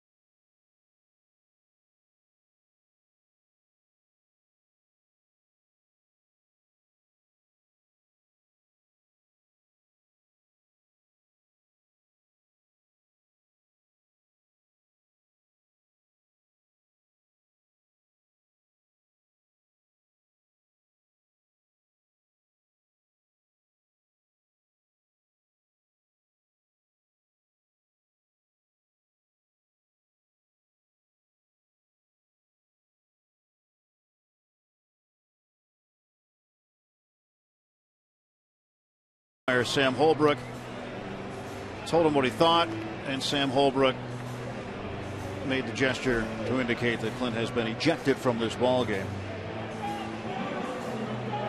And this is probably what happened as they probably looked at this in the clubhouse.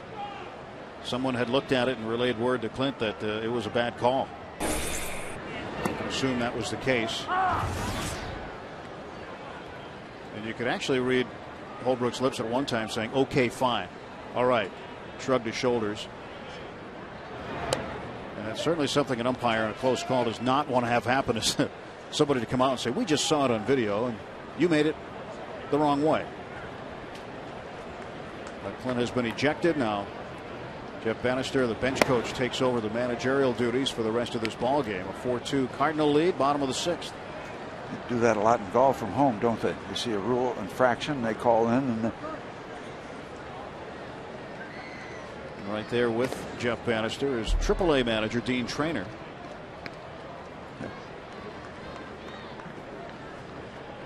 Do umpires review plays after a game to see if they got the call right? Steve, Jeremy wants to know. He texted in that question. I have no idea. I really don't. They get ranked and they get reviewed and graded, I guess. But I don't know what I don't know if they sit down and watch ball games. I don't. You'd think they'd want to know. You know, you'd think they'd get the cut-ups from one of the video guys to look at certain calls. If they've got to be curious. Wouldn't you be curious? Just human nature. Yeah, I would assume that they do. I just don't have any firsthand knowledge of it. I remember that day, July 26th, early in the morning hours, July 27th in Atlanta. That was one of the things that occurred where the crew, including Jerry Meals, had gone back, looked at the video immediately, and had realized that he had made the wrong call. So he had looked at it right after the game, along with the rest of his umpiring crew. I'm sure Sam's going to see the video one way or another. Well, I would assume on big time plays, you know, like the Galarraga no-hitter, like the 19-inning game. I don't know if they review this kind of thing or not. If I'm an umpire, hey, I got it right. Yeah. Done. And if you're curious how to score that, it's a fly out to the right fielder for the first out by Derek Lee. Jones takes a strike, and then the put out on the appeal goes 1-5. Pitcher to the third baseman. So it's still a double play? Still a double play. So does it go 9-1-5? It goes 9 then 1-5. Not 9-1-5. There's a hesitation. There's a hyphen in there. I think yes. Okay. Pujols can't handle it. Jones hustling for the bag, and he is safe. Ball hits the bag and bounces away. And dome it down to third base. Runners at the corners and nobody out. Albert. What's happening at first base?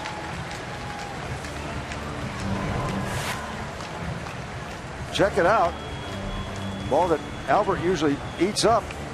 He doesn't. And then a low throw gets away from Chris Carpenter, and on we go.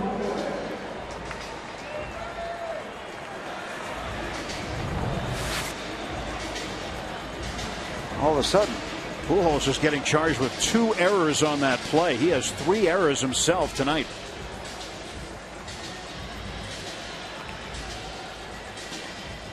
So the first error allowing Jones to reach, the second error allowing Domet to go to third.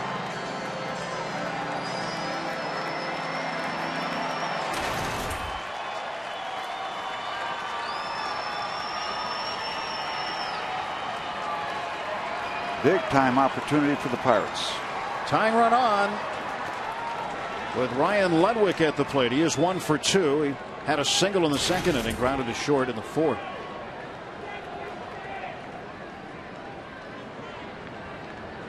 And Ludwig fouls it off.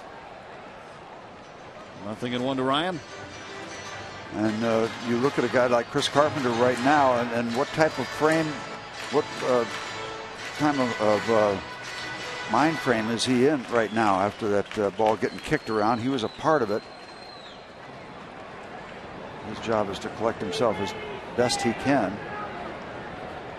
Here is the 0-1 pitch. Foul back. Well, I'll tell you one thing. He's hot right now because he just amped it up to 94 miles an hour, and he doesn't do that much power pitching. But he can reach back when he needs to. And of course, the situation calls for a strikeout attempt here, so get a little extra on that fastball. Doman is at third base, and Garrett Jones getting his lead from first. Nobody out. The 0-2 coming to Ryan Ludwig from Chris Carpenter. All back. Give you a real quick story on Ludwig, kind of guy he is. The entire team had a school visit today. Faison Primary School. Getting on the bus, we've been there for 90 minutes. Getting on the bus, he said, "Okay, where's the next school? We got another one?" He was ready to go for round 2. There you go. Really good guy. Popular in the clubhouse in St. Louis, same in San Diego. Swings and strikes out there. A 1 out. And Josh Harrison will come to the plate. Just reach out and touch that moon. There's that slider. Way off the plate. Way off the plate. And a big out for Carpenter.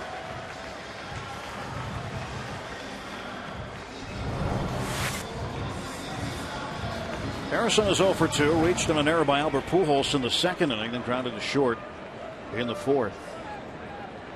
Pirates like to get the run back that was taken off the board. Up in the air to right field. Doman looks like he's going to tag. Berkman makes the catch near the line, and Doman will not go. But getting hung up between first and second base is Garrett Jones, and a double play, and the Pirates run themselves out of the inning. Wow. Bad decision there. And it cost the Bucks. 4-2 Cardinals after 6.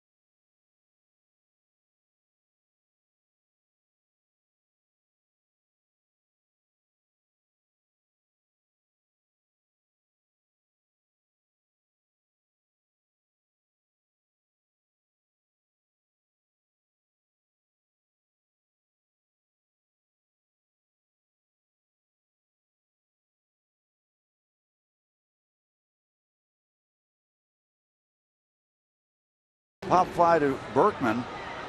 Really not deep enough. Berkman comes in, makes the catch. They hold at third base, and then for whatever reason, Garrett Jones takes off. And looking at the runner at third base, making sure they've secured him, they tag Garrett Jones out, and all of a sudden, that half inning goes up in smoke. So the physical error is by Pujols, but the mental error by the Pirates, and it's a 0 in the bottom of the 5th. And yoy. Yeah. That's a V8 moment.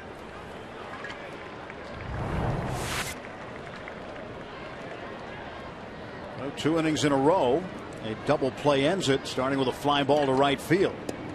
You talk about cutting your own legs off. Jared Hughes is now into pitch, his 4th major league appearance. Hasn't given up a run yet. Yeah, first 3 have been very, very clean. This big man. For a call, bouncer to second. keep it going. 1 out. Hughes pitches with a lot of energy. Has that intense look out there. Gotta like it. He's having a blast right now pitching in the major league. The first 3 appearances just covering 3 innings. But a hit, no free passes. You love that for anybody, especially a youngster. All the bright lights and the big stadiums. He looks like he is full of concentration out there. And if he's full of concentration, that's a lot of concentration because he's big. He's 6'7". 1-0 pitch to Jay. Fouled off, 1-1. Saw him earlier today. I said, "This is fun, isn't it?" You know it. Yeah.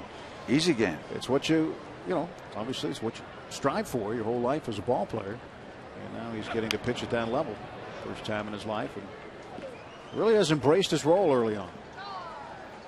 1-2 to John Jay. Well, that's what you try to do. You get called up in September. You want to do whatever you can do to make them remember your name.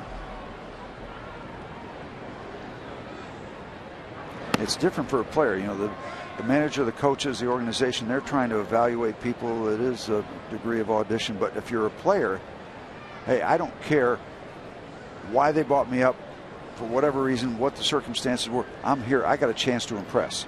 And that's the only way you can look at it. Don't make it any more complicated than that. Oh, foul ball by John Jay. Be out of a ball game. You can come into a 16-1 game, but you have an opportunity to make them remember you. Hughes might not have been first on the minds of the Pirate staff as far as the call-ups were concerned, but the AAA staff in Indianapolis really pushed hard for him. And so the Pirates agreed, and here he is. He's had 3 scoreless outings so far. He's through his first third of an inning of work here tonight. Payoff pitch, and Jay strikes out.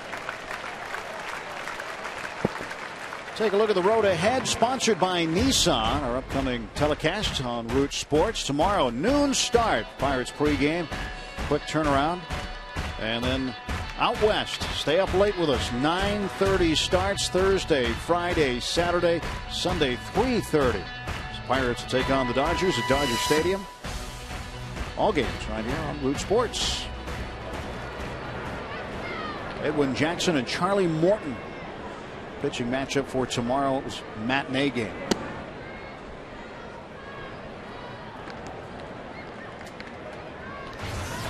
Hughes pitching to Albert Pujols.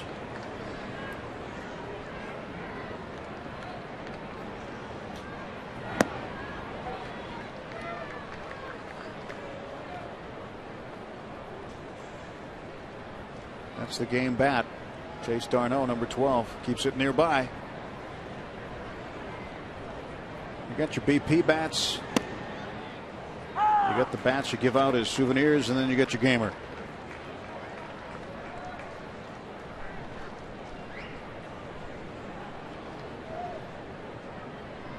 Two-one. We'll go to the backstop. 3-1 now to Albert. They have a lot of gamers with the way they crack and split. Well, Mr. Hughes has never faced a man like Mr. Pujols. Well, this is an interesting challenge for him. Interesting experience. 3-1 is bounced foul. Well, he may be wondering who is this 6'7" guy out on the mound, but certainly Hughes knows all about Mr. Pujols. Yeah. A one-way awareness. Maybe Hughes can make an impression here. 3-2 pitch on the way. And a ball hit over the mound, and Siriaco, the nice pick. And he's got it. And a nice, clean 1-2-3 inning in the top of the 7th for Jared Hughes. Pirates trailing by a pair of runs, and we have reached the 7th inning stretch. It's time for the 7th inning stretch. We invite you now to stand, follow the bouncing Eaton Park Smiley Cookie, and join everyone watching at home on Root Sports as we sing "Take Me Out to the Ball Game."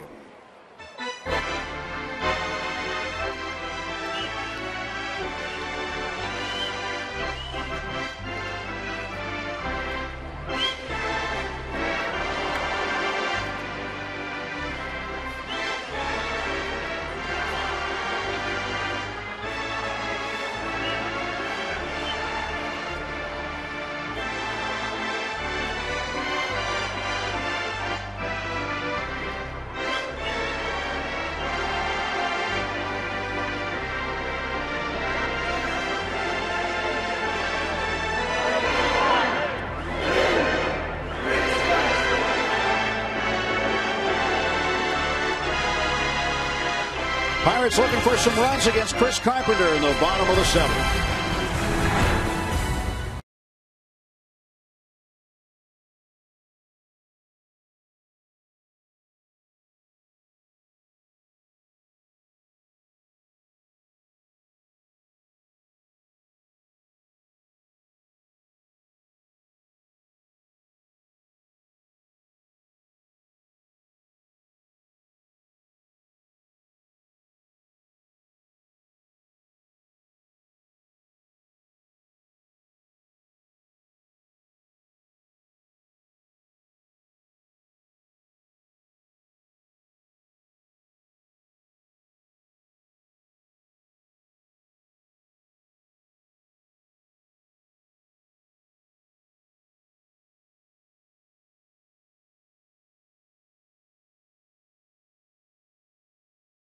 With a George Foreman grill and anything, the same kind of items you'd have in your house.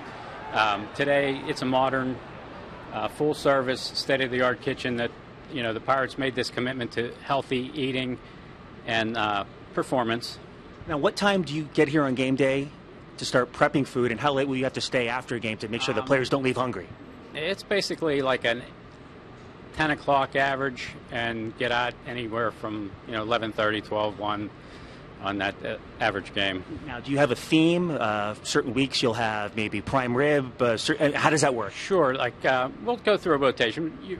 It's a little different like than the visiting clubhouse. These guys they're 3 in and out. These guys are here for a 9-game homestand, so it has to be 3 meals basically, 3 times a day, right. Different meals. So it is a little bit of a juggling act, and you do have different nationalities and different nutritional requirements and different things like that. So it is a little bit of a, juggling act. And it's not just here. You got to also make sure that they eat well at home, so that they actually place a to-go order, if you will. Leslie wants some of the, different players need different nutritional needs. Andrew McCutchen, for example, he would be someone that you want to keep his weight up through the long grind of a season. Some guys need to lose weight, some guys need to maintain. So she'll give me little bits and pieces of information. As far as Andrew McCutchen, we even do a to-go bucko bag, which when he gets up the next day, he can have like a breakfast sandwich or something in there that, he starts off with a breakfast, and then when he gets into the ballpark, eat and keep his weight up. All right, Tony, thanks for the tour, and I'll make sure that if I ever get hungry, I know where to come now, okay? Sure. Thank you. Maybe I'll get an open tab. Guys, back to you. I'm wondering if Danny snuck out one of those bucko bags. Yeah, something to go. Smuggled one. Not a bad idea. Well, Alex Presley pinch hitting in the 9 spot for the pitcher Hughes. Another good outing for Jared. Presley with a 2-ball, 2-strike count. Nobody out. Bottom of the 7th inning. 4-2 Cardinals.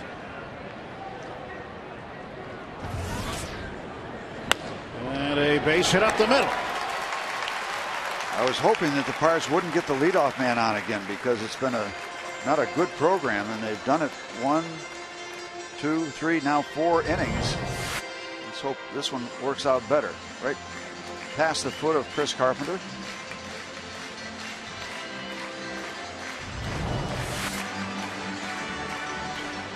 No activity in the Cardinal bullpen.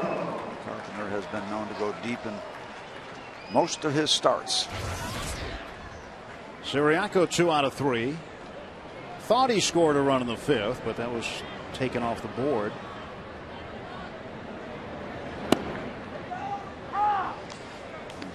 Jared Hughes, he'll remember his major league debut, but he'll remember pitching against Albert Pujols. Probably that's going to be close to the top of the list too, and retiring Albert. Got him to bounce out to short. Pitch number 100 coming up for Chris Carpenter. The 0-1 to Siriaco with Presley aboard. And a ground ball to short for a call. He'll flip on to second, and not nearly in time at first to get the lead runner. Presley is forced out. Siriaco replaces him at first base. 1 out. The St. Louis Cardinals, in their notes, they never tell you how many pitches the guy has thrown in the previous games and starts, so we have no idea how many he's thrown in a given start. So Jeff Mitchell, our director, couple of other unknown gypsies down there. And there's Dave, our audio man. All access tonight, right, Dave? That's it. Dave was first in line into the press room to eat tonight. Nobody dared cut Dave. Don't cross Dave. Just don't do it. Just don't do it. And Terry's been roaming around, and Dan Potash is down there keeping Terry company, apparently. You can't upset Terry. Terry always has a smile on his face. One out, Siriaco at first base for Neil Walker. He's 1 for 3. Breaking ball for strike 2.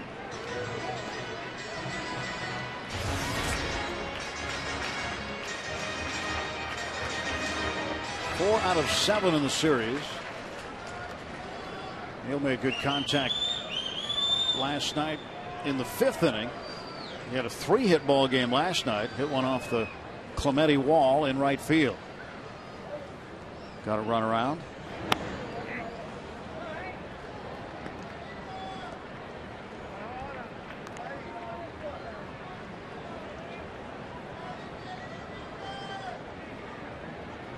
Yeah, we're looking at you. Keith's trying to pretend we're not looking at him, but he knows. Keep an eye out for you.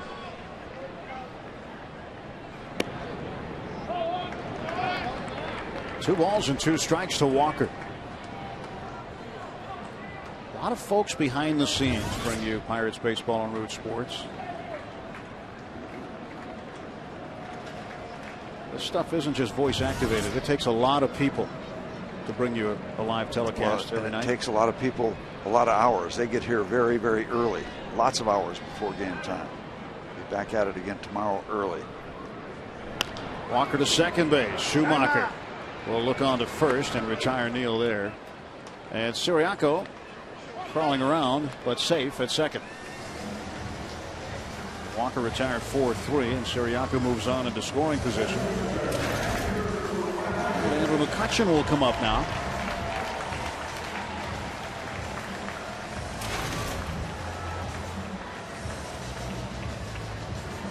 Pretty night here at PNC Park. Just a little bit of a breeze blowing out to left field. 8 shots across the Allegheny. Looking at downtown. Perfect mid-September evening. Weather-wise, not necessarily score-wise. Andrew a little bit late on that fastball.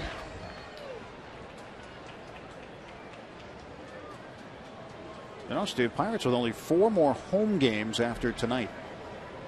Right, tomorrow afternoon, and then that trio of games to finish out the home season against the Reds. 23, 24, 25 of September. Friday, Saturday, Sunday. McCutchen drills it deep right center field, and this game is tied up. A 2-run bomb by Andrew McCutchen, his 23rd home run. It's a 4-4 game. No possibility for mistakes on that one. He hits it to that neighborhood that you were talking about before, between the Trip Total Media sign and the ketchup bottle, up into that section of seats. He did it the other night, a 3-run bomb, 2-bagger, and all of a sudden we're at 4-4. RBIs 87 and 88 for Andrew McCutchen. A couple of home runs given up by Chris Carpenter tonight to that neighborhood. Derek Lee had the last one. This is like a little deja vu. Weren't we involved in 4-4 business last night? Yes, sir. Ryan Doma tied it at 4 in the 8th. Lots of carry. Double. That ball almost cleared everything and not down the right field line. That was right center field. He almost got it into the river. Breaking ball in for a strike. So that home run gets Jeff Karstens off the hook. No decision for Karstens tonight, who had given up the 4 Cardinal runs.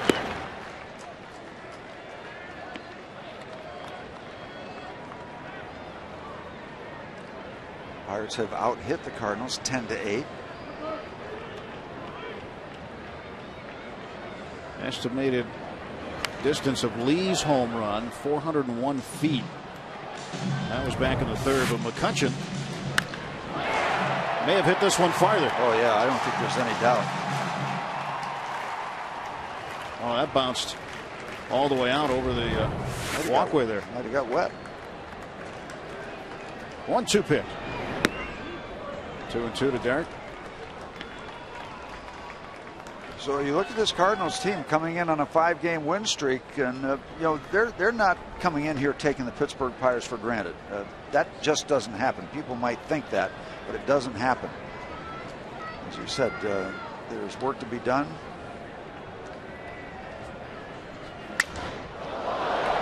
Little looper on the infield, and Pujols will throw out Derek Lee. But Andrew McCutchen going deep for a pair. And after 7, it's a brand new ball game, all even at 4.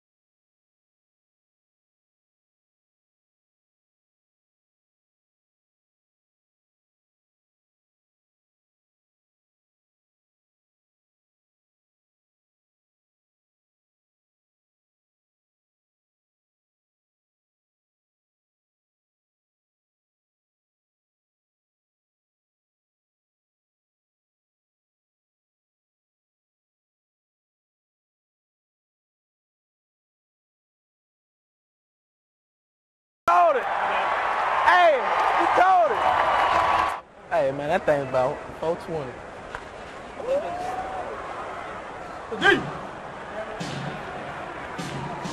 Is that farther than 401? Josh Harrison mic'd up tonight. Said that Pedro Alvarez called that home run off Chris Carpenter. Carpenter takes a seat after 7 innings. 4-4 is the score now. Pirates out hitting the Cardinals 10-8. Andrew McCutchen's 23rd home run.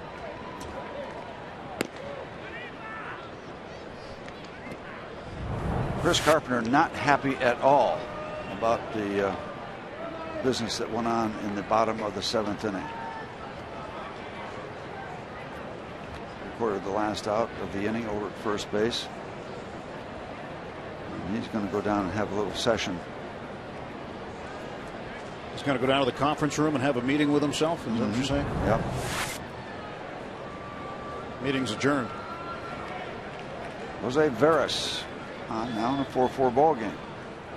They'll face Matt Holliday to start things out in the 8th.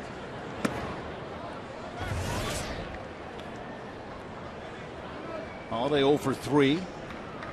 0 for 7 in the series. Hit into a double play last night. He's grounded out twice tonight and struck out.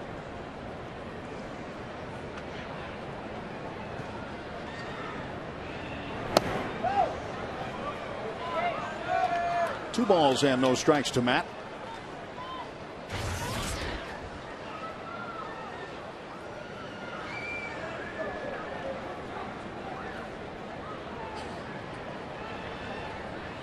Here's a 2-0 from Veras. Foul back. Karstens, Moscas, Hughes, the relievers coming out of the bullpen doing a good job to keep it where it is, and Again, I'll go back to the last 2 outs in the second and the last 2 outs in the fifth. It prevented the Cardinals from really breaking things open earlier in this ball game. 2 1s fouled down the right side. That evens the count. And 2-2. Parsons did a good job after they scored the 3 spot in the top of the second, and then Daniel Moscas really cleaned up the top of the fifth after they scored another run and looked like they were in business to do a lot more damage. So we are at 4-4.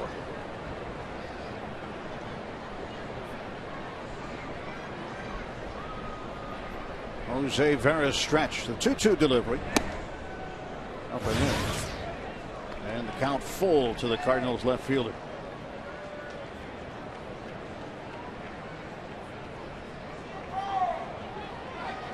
Veras shaking off Doman. And the payoff pitch to Matt Holliday. Strike 3 called. He got him. Right there, payoff pitch pays off for Jose Veras. Important first out here in the top of the 8th of the tie ball game. Tie 4-4 ball game. tie necktie. That's the 74th strikeout of the season for Jose Veras. And not all that much down the middle. That was a perfecta picking up the outside corner. Strike zone giving us that look. Lance Berkman takes strike 1.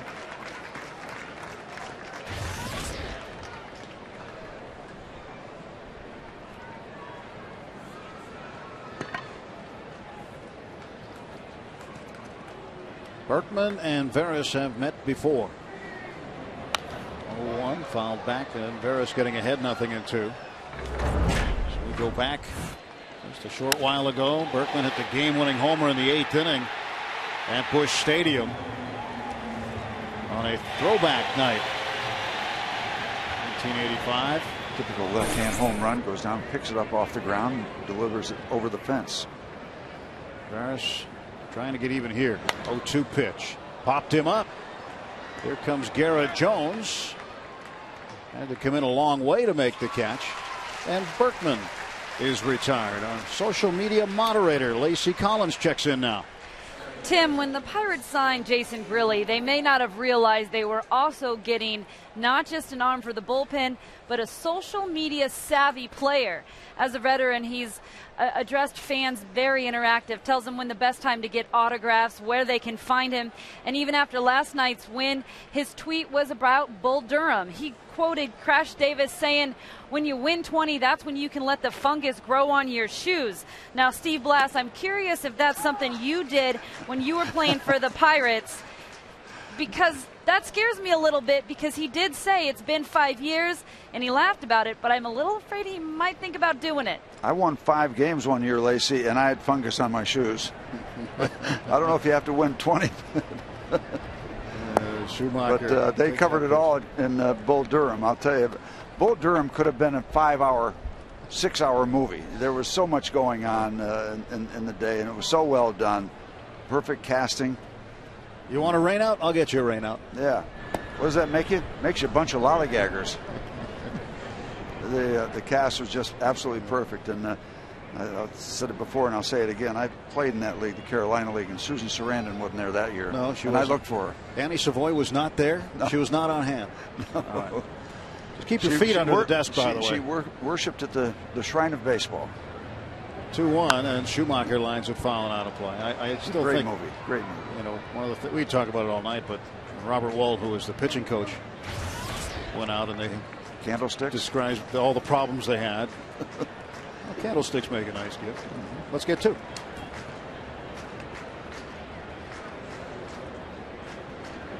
Two and 2, the count to Schumacher. 2 out, nobody on.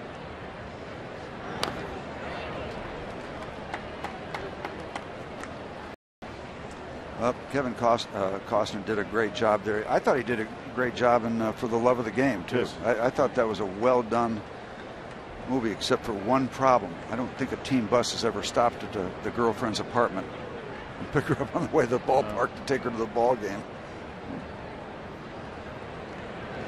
And a swing and a miss, and Veras a nice inning. 1-2-3 to the Cardinals, and 2 punch outs for Jose Veras. We'll go to the bottom of the 8th at PNC Park. Pirates 4, Cardinals 4. Domit, Jones, and Ludwig coming up.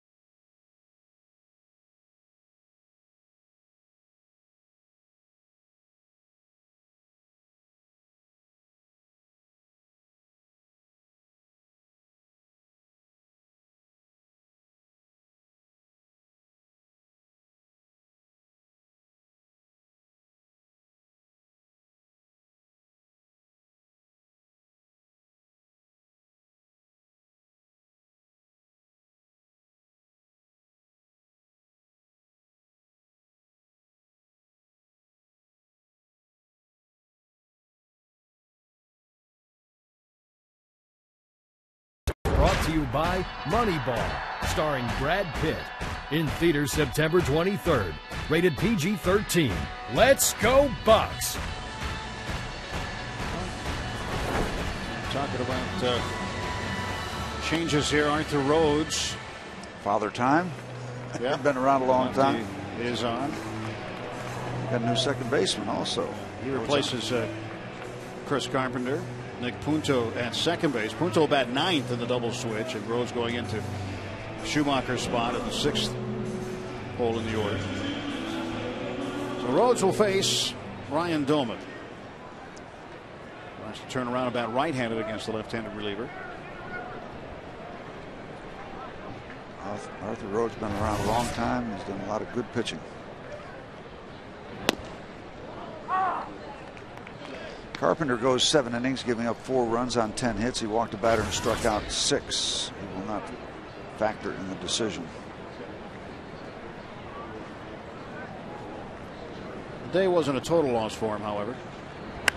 Helped his RBI total. Helped his RBI total. He signed a 2-year deal. And Domit is out 6-3. Carpenter was not happy when he left the ball game, certainly, after giving up the home run to Andrew McCutchen. Josh Harrison mic'd up at the scouting report. He gets frustrated out there. Carpenter, he gets mad. Hey, his cutter's cutting more than it was last time. Yeah, I know it was. I know it is, yeah. My first at bat, I fouled one off, and it had a little depth to it. I was like, ooh. Josh Harrison should learn something from the fact that Mr. Carpenter has a temper. It's called a game face, a competitive face. And talking about his cutter that not only went sideways but had a little downward movement on it.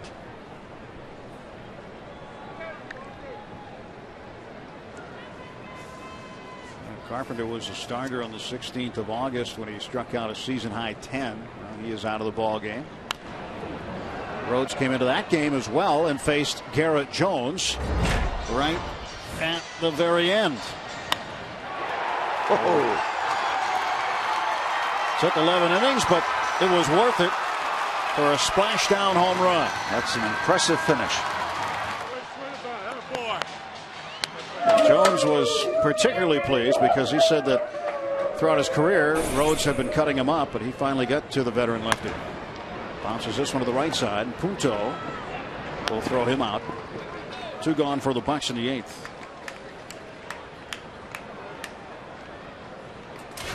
Ryan Ludwig back up And that's it for Arthur Rhodes. Tony La Russa going out to the bullpen. Did not want Rhodes to face Ludwig here. A pitching change at PNC Park in a 4-4 ball game.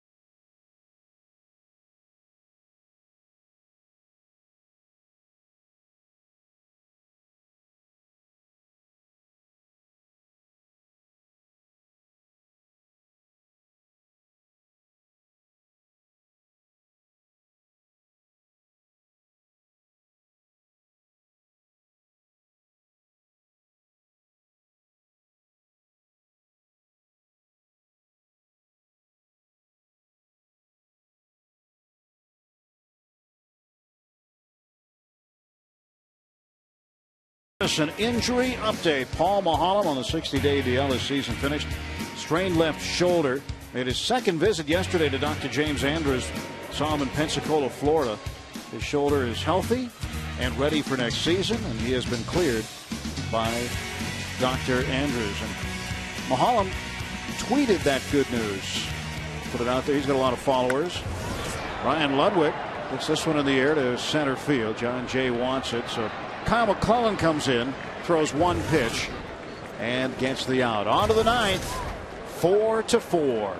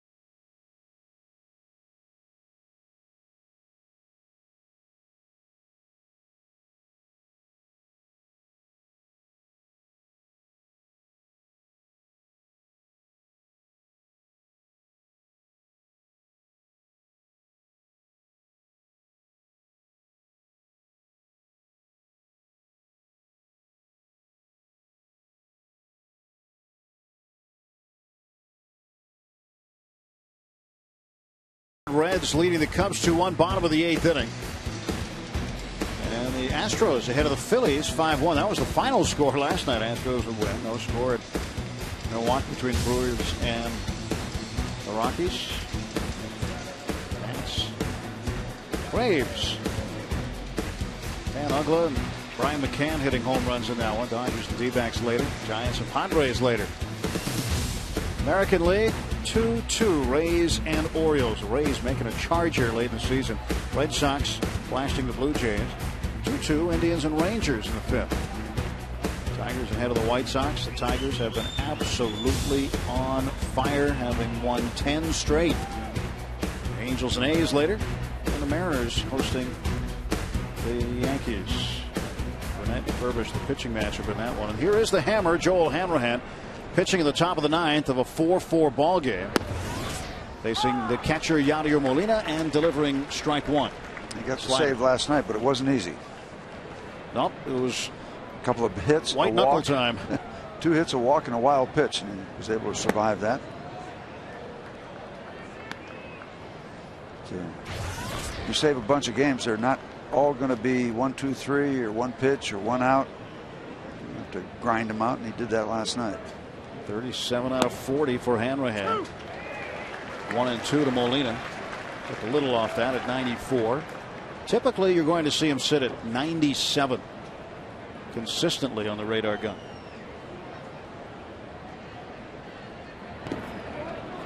Two balls and 2 strikes. Now, Hanrahan, you look at the beard and you say, oh, it's kind of growing out. Well, he hasn't cut his hair or shaved his beard since last January, when Pedro Alvarez and his new wife Kelly were married at the wedding. Right after that, he started growing all that stuff. Molina is out, 1 gone. He's never shaved since then? Not the chin or the hair on the head. Oh, okay. The rest, he's done some trim work. Yeah, a little maintenance here and there, I suppose.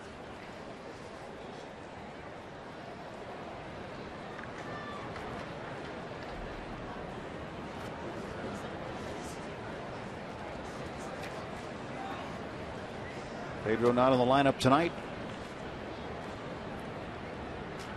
Descalso takes outside for a ball. And one thing defensively, Pedro Siriaco's been busy. And he has held his own defensively for certain tonight. One play he could have made, and it would have been an above average play in the ball that Albert hit. But other than that, he's been busy and good.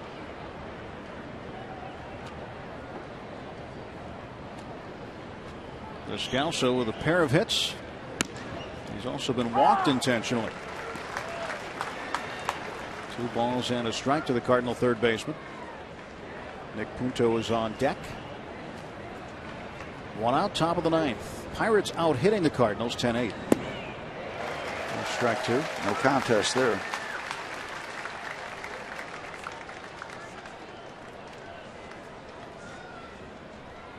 Hanrahan, given the closer's job full time during spring training, was competing with Evan Meek for it. And that was definitely the right thing to do, to let him go into the season, let him go into spring training, the bulk of it, knowing what his role was going to be to help him prepare. And what a first half of the season he had, earning All-Star accolades. Didn't blow a save until after the All-Star break. In fact, his first save opportunity after the All-Star break was in Houston, and that was his first blown save of the year.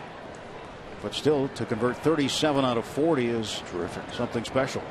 You're not going to do a Brad Lidge very often. Was it 48 out of 48 2 years ago? Lights out.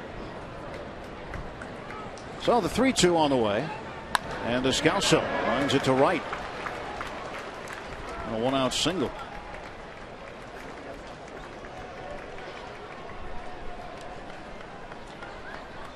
Fans, now is the best time to reserve your season tickets for the 2012 season. Just put down a $100 deposit and enjoy all of the off-season perks, including exclusive events with Pirates players and more.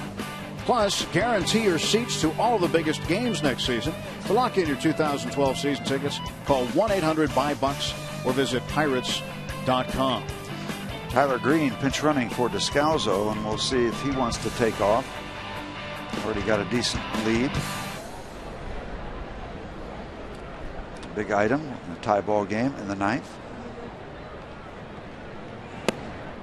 Well, the Cardinals don't run a lot to second base. What they do well is run from first to third. On a base hit, they lead the National League in going first to third. Well, Tony will put a lot of runners in motion too, and that helps to flesh out that number.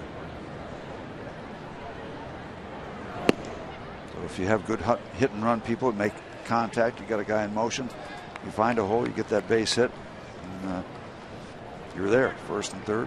Rack up another number. Coming into the game tonight, 96 times, first to third. Dodgers next at 87 times. And part of the reason they're sending the runners trying to stay out of the double plays, and this one is hit to the gap, and that is going to roll. And this game is tied no longer as Green rounds third and scores. So he not only goes first to third, he goes first to home. And it's now 5-4 St. Louis as Nick Punto drives in the go-ahead run. Finds the perfect gap, slicing the ball to left center field. And you go back to that previous at bat for Descalzo, and he worked Joel to a full count situation, and at that point you're looking for a fastball, and this one, it just looked bad from the time it left the bat from the Pirates' standpoint.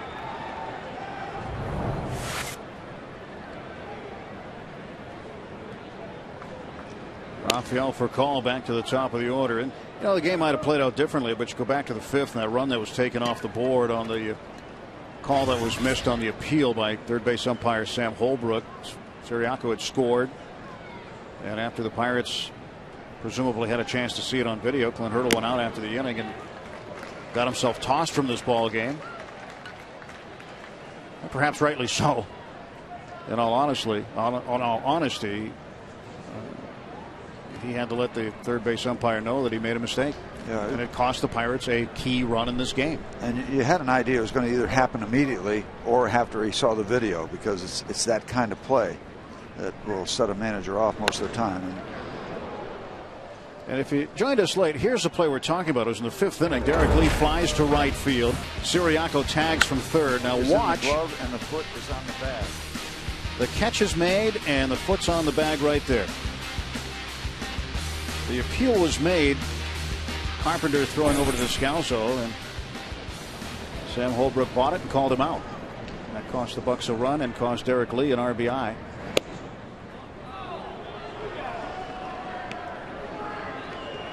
Now Hanrahan on the hook here. Down a run as he has given one up in the ninth.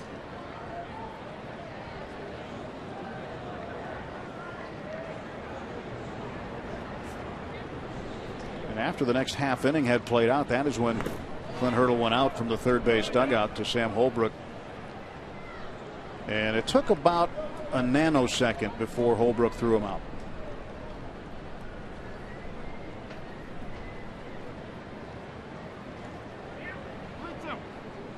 Maybe something between a nanosecond and a millisecond, somewhere in there. Didn't take long. No. I think he knew he was going to throw him out when he saw him come out of the dugout. Ground ball is short, and Siriaco can't make the play, and everybody's safe.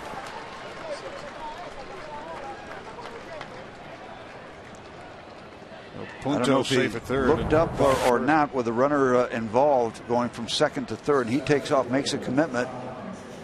No, he wasn't looking at the runner. Just see what more we can see. He was looking at the ball all the way and just flat missed it.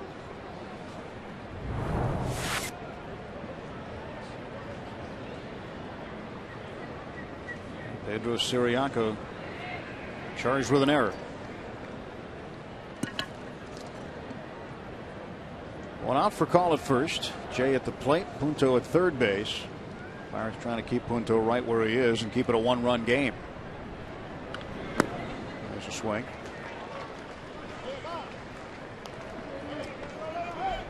Isaiah Kendo will look into the Cardinal dugout just in case. Thinking about doing something with the guy who handles the bat pretty well at home plate and a runner on third. Jay had an RBI double in the fifth inning. Takes inside for ball one. 1 ball, 1 strike. And I don't know how it breaks down, but there are managers who will like to use the squeeze play every once in a while. And then there's some managers that really never use it very much at all, hardly ever. And I'm not sure where Tony La Russa falls in that. And this one is off the glove of Siriaco. He knocked it down. They can't get the force. But the Cardinals also don't get a run. That'll be scored a base hit. John Jay with his second hit of the night. He's 2 for 5. Siriaco continues to be busy at shortstop, but something not working out here in the 9th inning. Went way up, got a piece of it.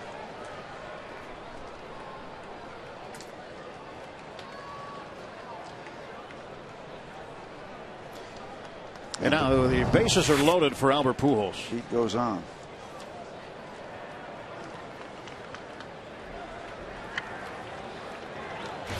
This has not been a clinic in fundamental baseball tonight. Pujols has hit 12 home runs with the bases loaded over the course of his career. And he is not a happy baseball player right now. He's been charged with 3 errors tonight. In case you missed it around baseball, brought to you by Subway. Johnny Damon, 9th player in big league history with 200 home runs and 400 stolen bases. Back into a side session for the Red Sox. He'll start Thursday or Friday against Tampa Bay. Scott Rolen hasn't ruled out a return this season. He's been out since July 22nd. Left shoulder surgery. And the Marlins release outfielder Mike Cameron. Now, he's been hurt. He had a hamstring issue, but conduct detrimental to the team. And Mike has said he'll seek a second opinion.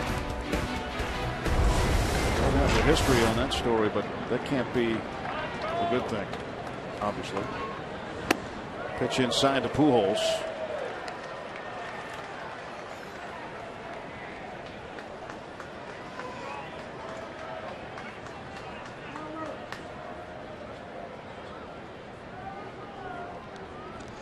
Dangerous business right here. 2-0 to Albert.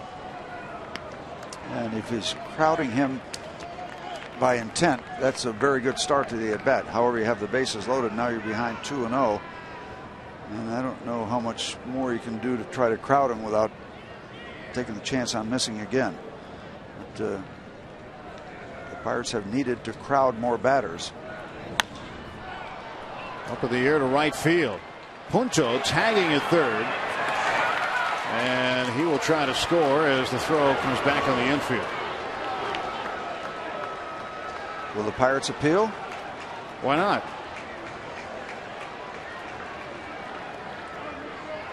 May as well. 2-run lead now for St. Louis.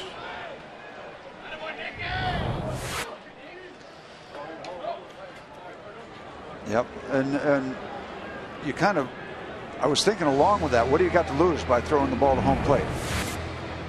You're not going to get him. Punto is going to score, but you don't really have anything to lose. Just air it out. Maybe he'll trip, fall. Maybe he'll decide he has to slide and slide around. And a rare sight at PNC Park. Joel Hammerhand leading a ball game before an inning is over. 2 outs, top of the 9th. 2 runs are in. And the Cardinals have taken a lead, 6-4.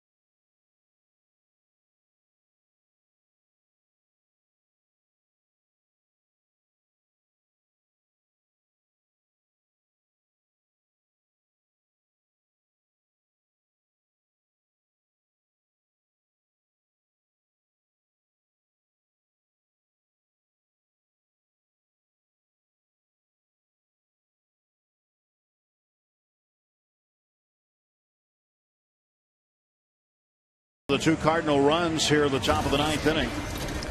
We have a couple pitchers tonight who left the game not happy. Chris Carpenter and Joe Hanrahan. Josh Harrison has been mic'd up for us tonight.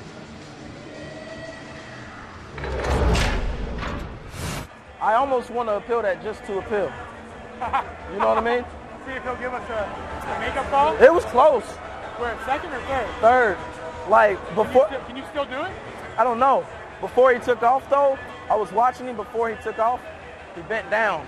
And a lot of times they say umpires, if they see your first movement down, even if you're still on the bag, they think you went. But Jay with plenty to say, and we appreciate that tonight. Mic'd up. He thought it was close, and I think he was thinking along the same lines we were. Appeal it just to appeal it. Here's Corey Patterson, the pinch hitter, facing the new pitcher, Chris LaRue. Have to wait just a little longer for the pitch. Patterson came over from the Toronto Blue Jays along with Octavio Dotel and Mark Zubczynski, and Patterson lines one right at Garrett Jones for the 3rd out. So LaRue, 1 pitch, 1 out, but damage done. 2 runs on 3 hits, and the Pirates will bat in the bottom of the 9th.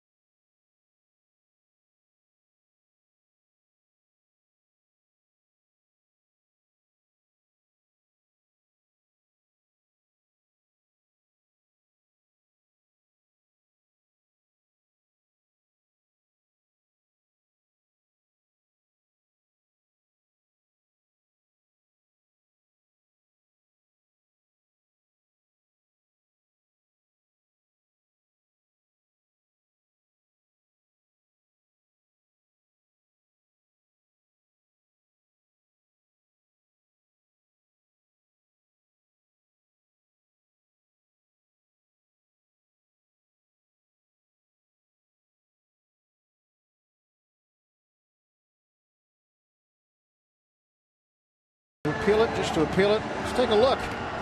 Just out of curiosity. Punto tagging.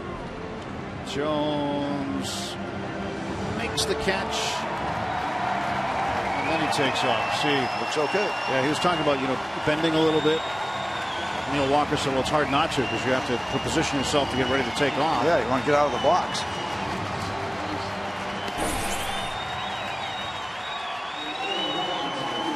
Jason Mott, who has been handling the closing duties for Tony La Russa recently, will come on to pitch in the bottom of the 9th inning of a 6-4 St. Louis lead. We talked about the similarities to last night. Well, final last night was 6-4, but it was on the Pirates side. Saw some changes. Ryan Theriot goes in at second base. Nick Punto moves from second base over to third base. And that is the youngster Adrian Chambers, who is a real speedster, and Corey Patterson remains in the game. He'll play right field. Harrison takes a strike. Pitcher right, second, left, and third. Adrian Chambers came in to pinch run in the game last night, and he represented the tying run at third base before Hanrahan locked down the save. Pirates need 2 to extend this ball game, 3 to win it here in the 9th. Mr. Mott comes in with his 97-mile-an-hour fastball. There are a couple runs for the Cardinals in the top of the 9th, 1 earned and 1 unearned. Harrison fouls it off. A ball and 2 strikes. 96 on the gun for the converted catcher, Jason Mott. 2 years ago, Mott was the guy they were looking to be the surprise, emerging out of spring training as the closer. And in his first couple of outings, did all right, and then the roof started to fall in. Enter Salas. And Tony La Russa got him out of there. Ryan Franklin was still the guy at the time. And then Salas this year for a time, but Mott has supplanted him in recent weeks as the closer. He must have been tough to run on as a catcher with that arm. Yeah. Throw a 96-mile-an-hour fastball down to second base. Yeah, you could have the pitcher duck. Harrison hooks one into center field, and that ball will drop for a hit. Well, Harrison thought about heading for second base, but the pitcher Mott alertly went to cover the bag as everybody was out attending to the ball in short center field. We hit that one into quadruple coverage.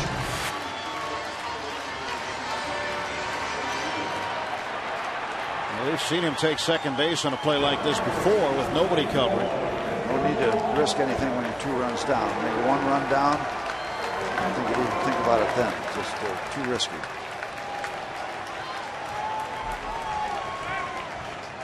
Everybody out there not trying to get into second base in case Harrison has any thoughts about that.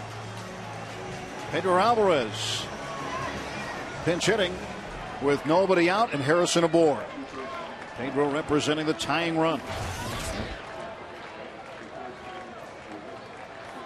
4 for 6 as a pinch hitter.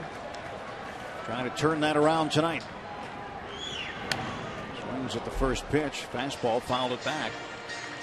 It's tough to come in cold when you're facing 96, 97 mile an hour fastballs. Mott has given up just 1 home run, but this makes all the sense in the world. 1 swing of the bat can get you even again.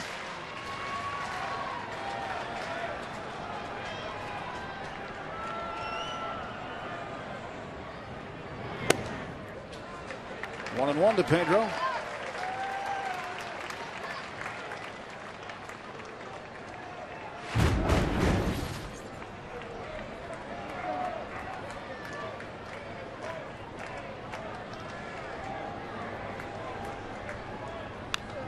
Now 1 and 2.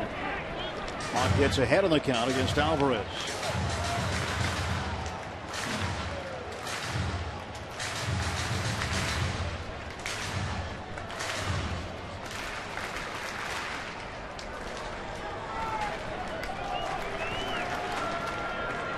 Pedro's last home run came on the 30th of July in Philadelphia against the Phillies.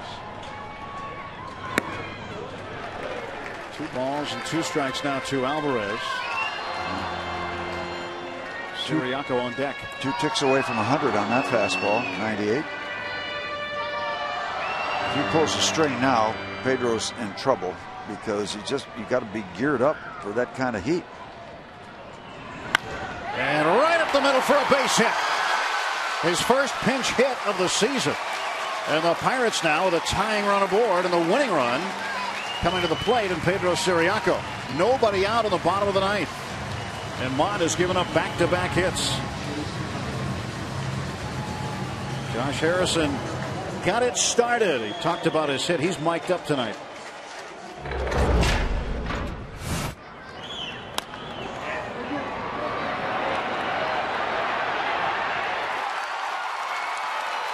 I ain't had no 2-run bomb. Ain't nobody on. Got your land right, you ain't going nowhere. Yep, you heard him say, I ain't going nowhere. You can't hit a 2-run homer with nobody on, too, is what he said. So everybody thinking bunt here. Cardinals pinching in. Siriaco at the plate with Walker on deck. 2 on, nobody out.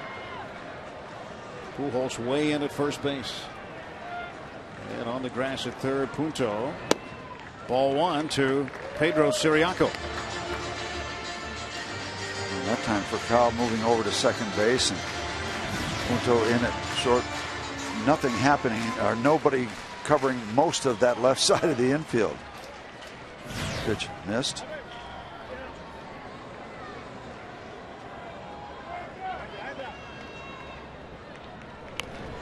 And the but will roll foul.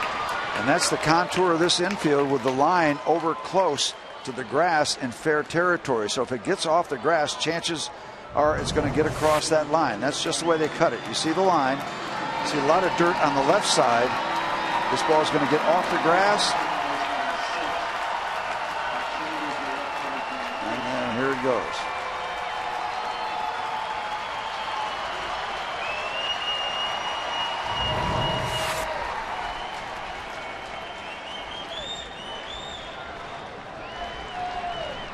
One count to Siriaco, the Pirates shortstop tonight.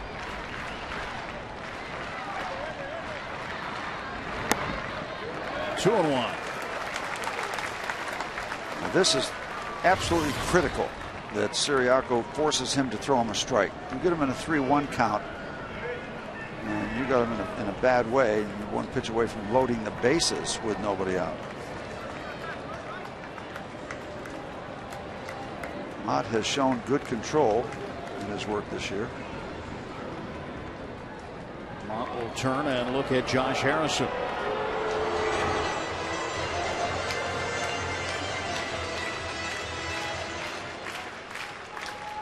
Pirates hoping to make Mott feel a little bit like Joel Hanrahan felt, disappointed.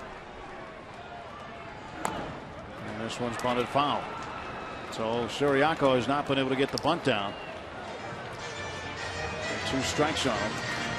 Jeff Bannister, the acting manager. Clint Hurdle tossed from this game in the 6th. In that particular play, Mott doing the correct thing. You need to be aggressive after you release the ball. If you can let your manager and third baseman know that you're going to be over there to make a play, that lets the third baseman anchor, and there are a lot of times you can cut down that runner at second base, but you've got to really convince everybody you're capable of making that kind of play.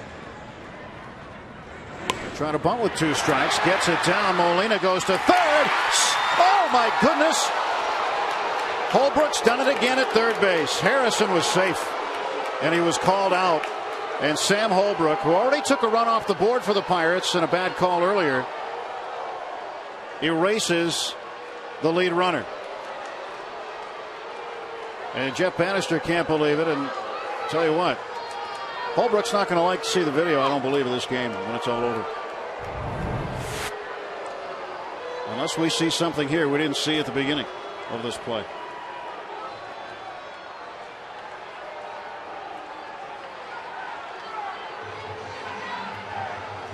You get him or not?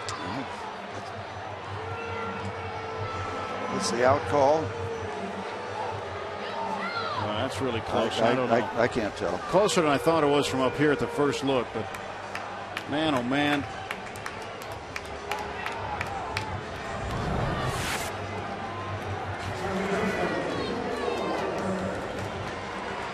Hard to beat 10 guys a night.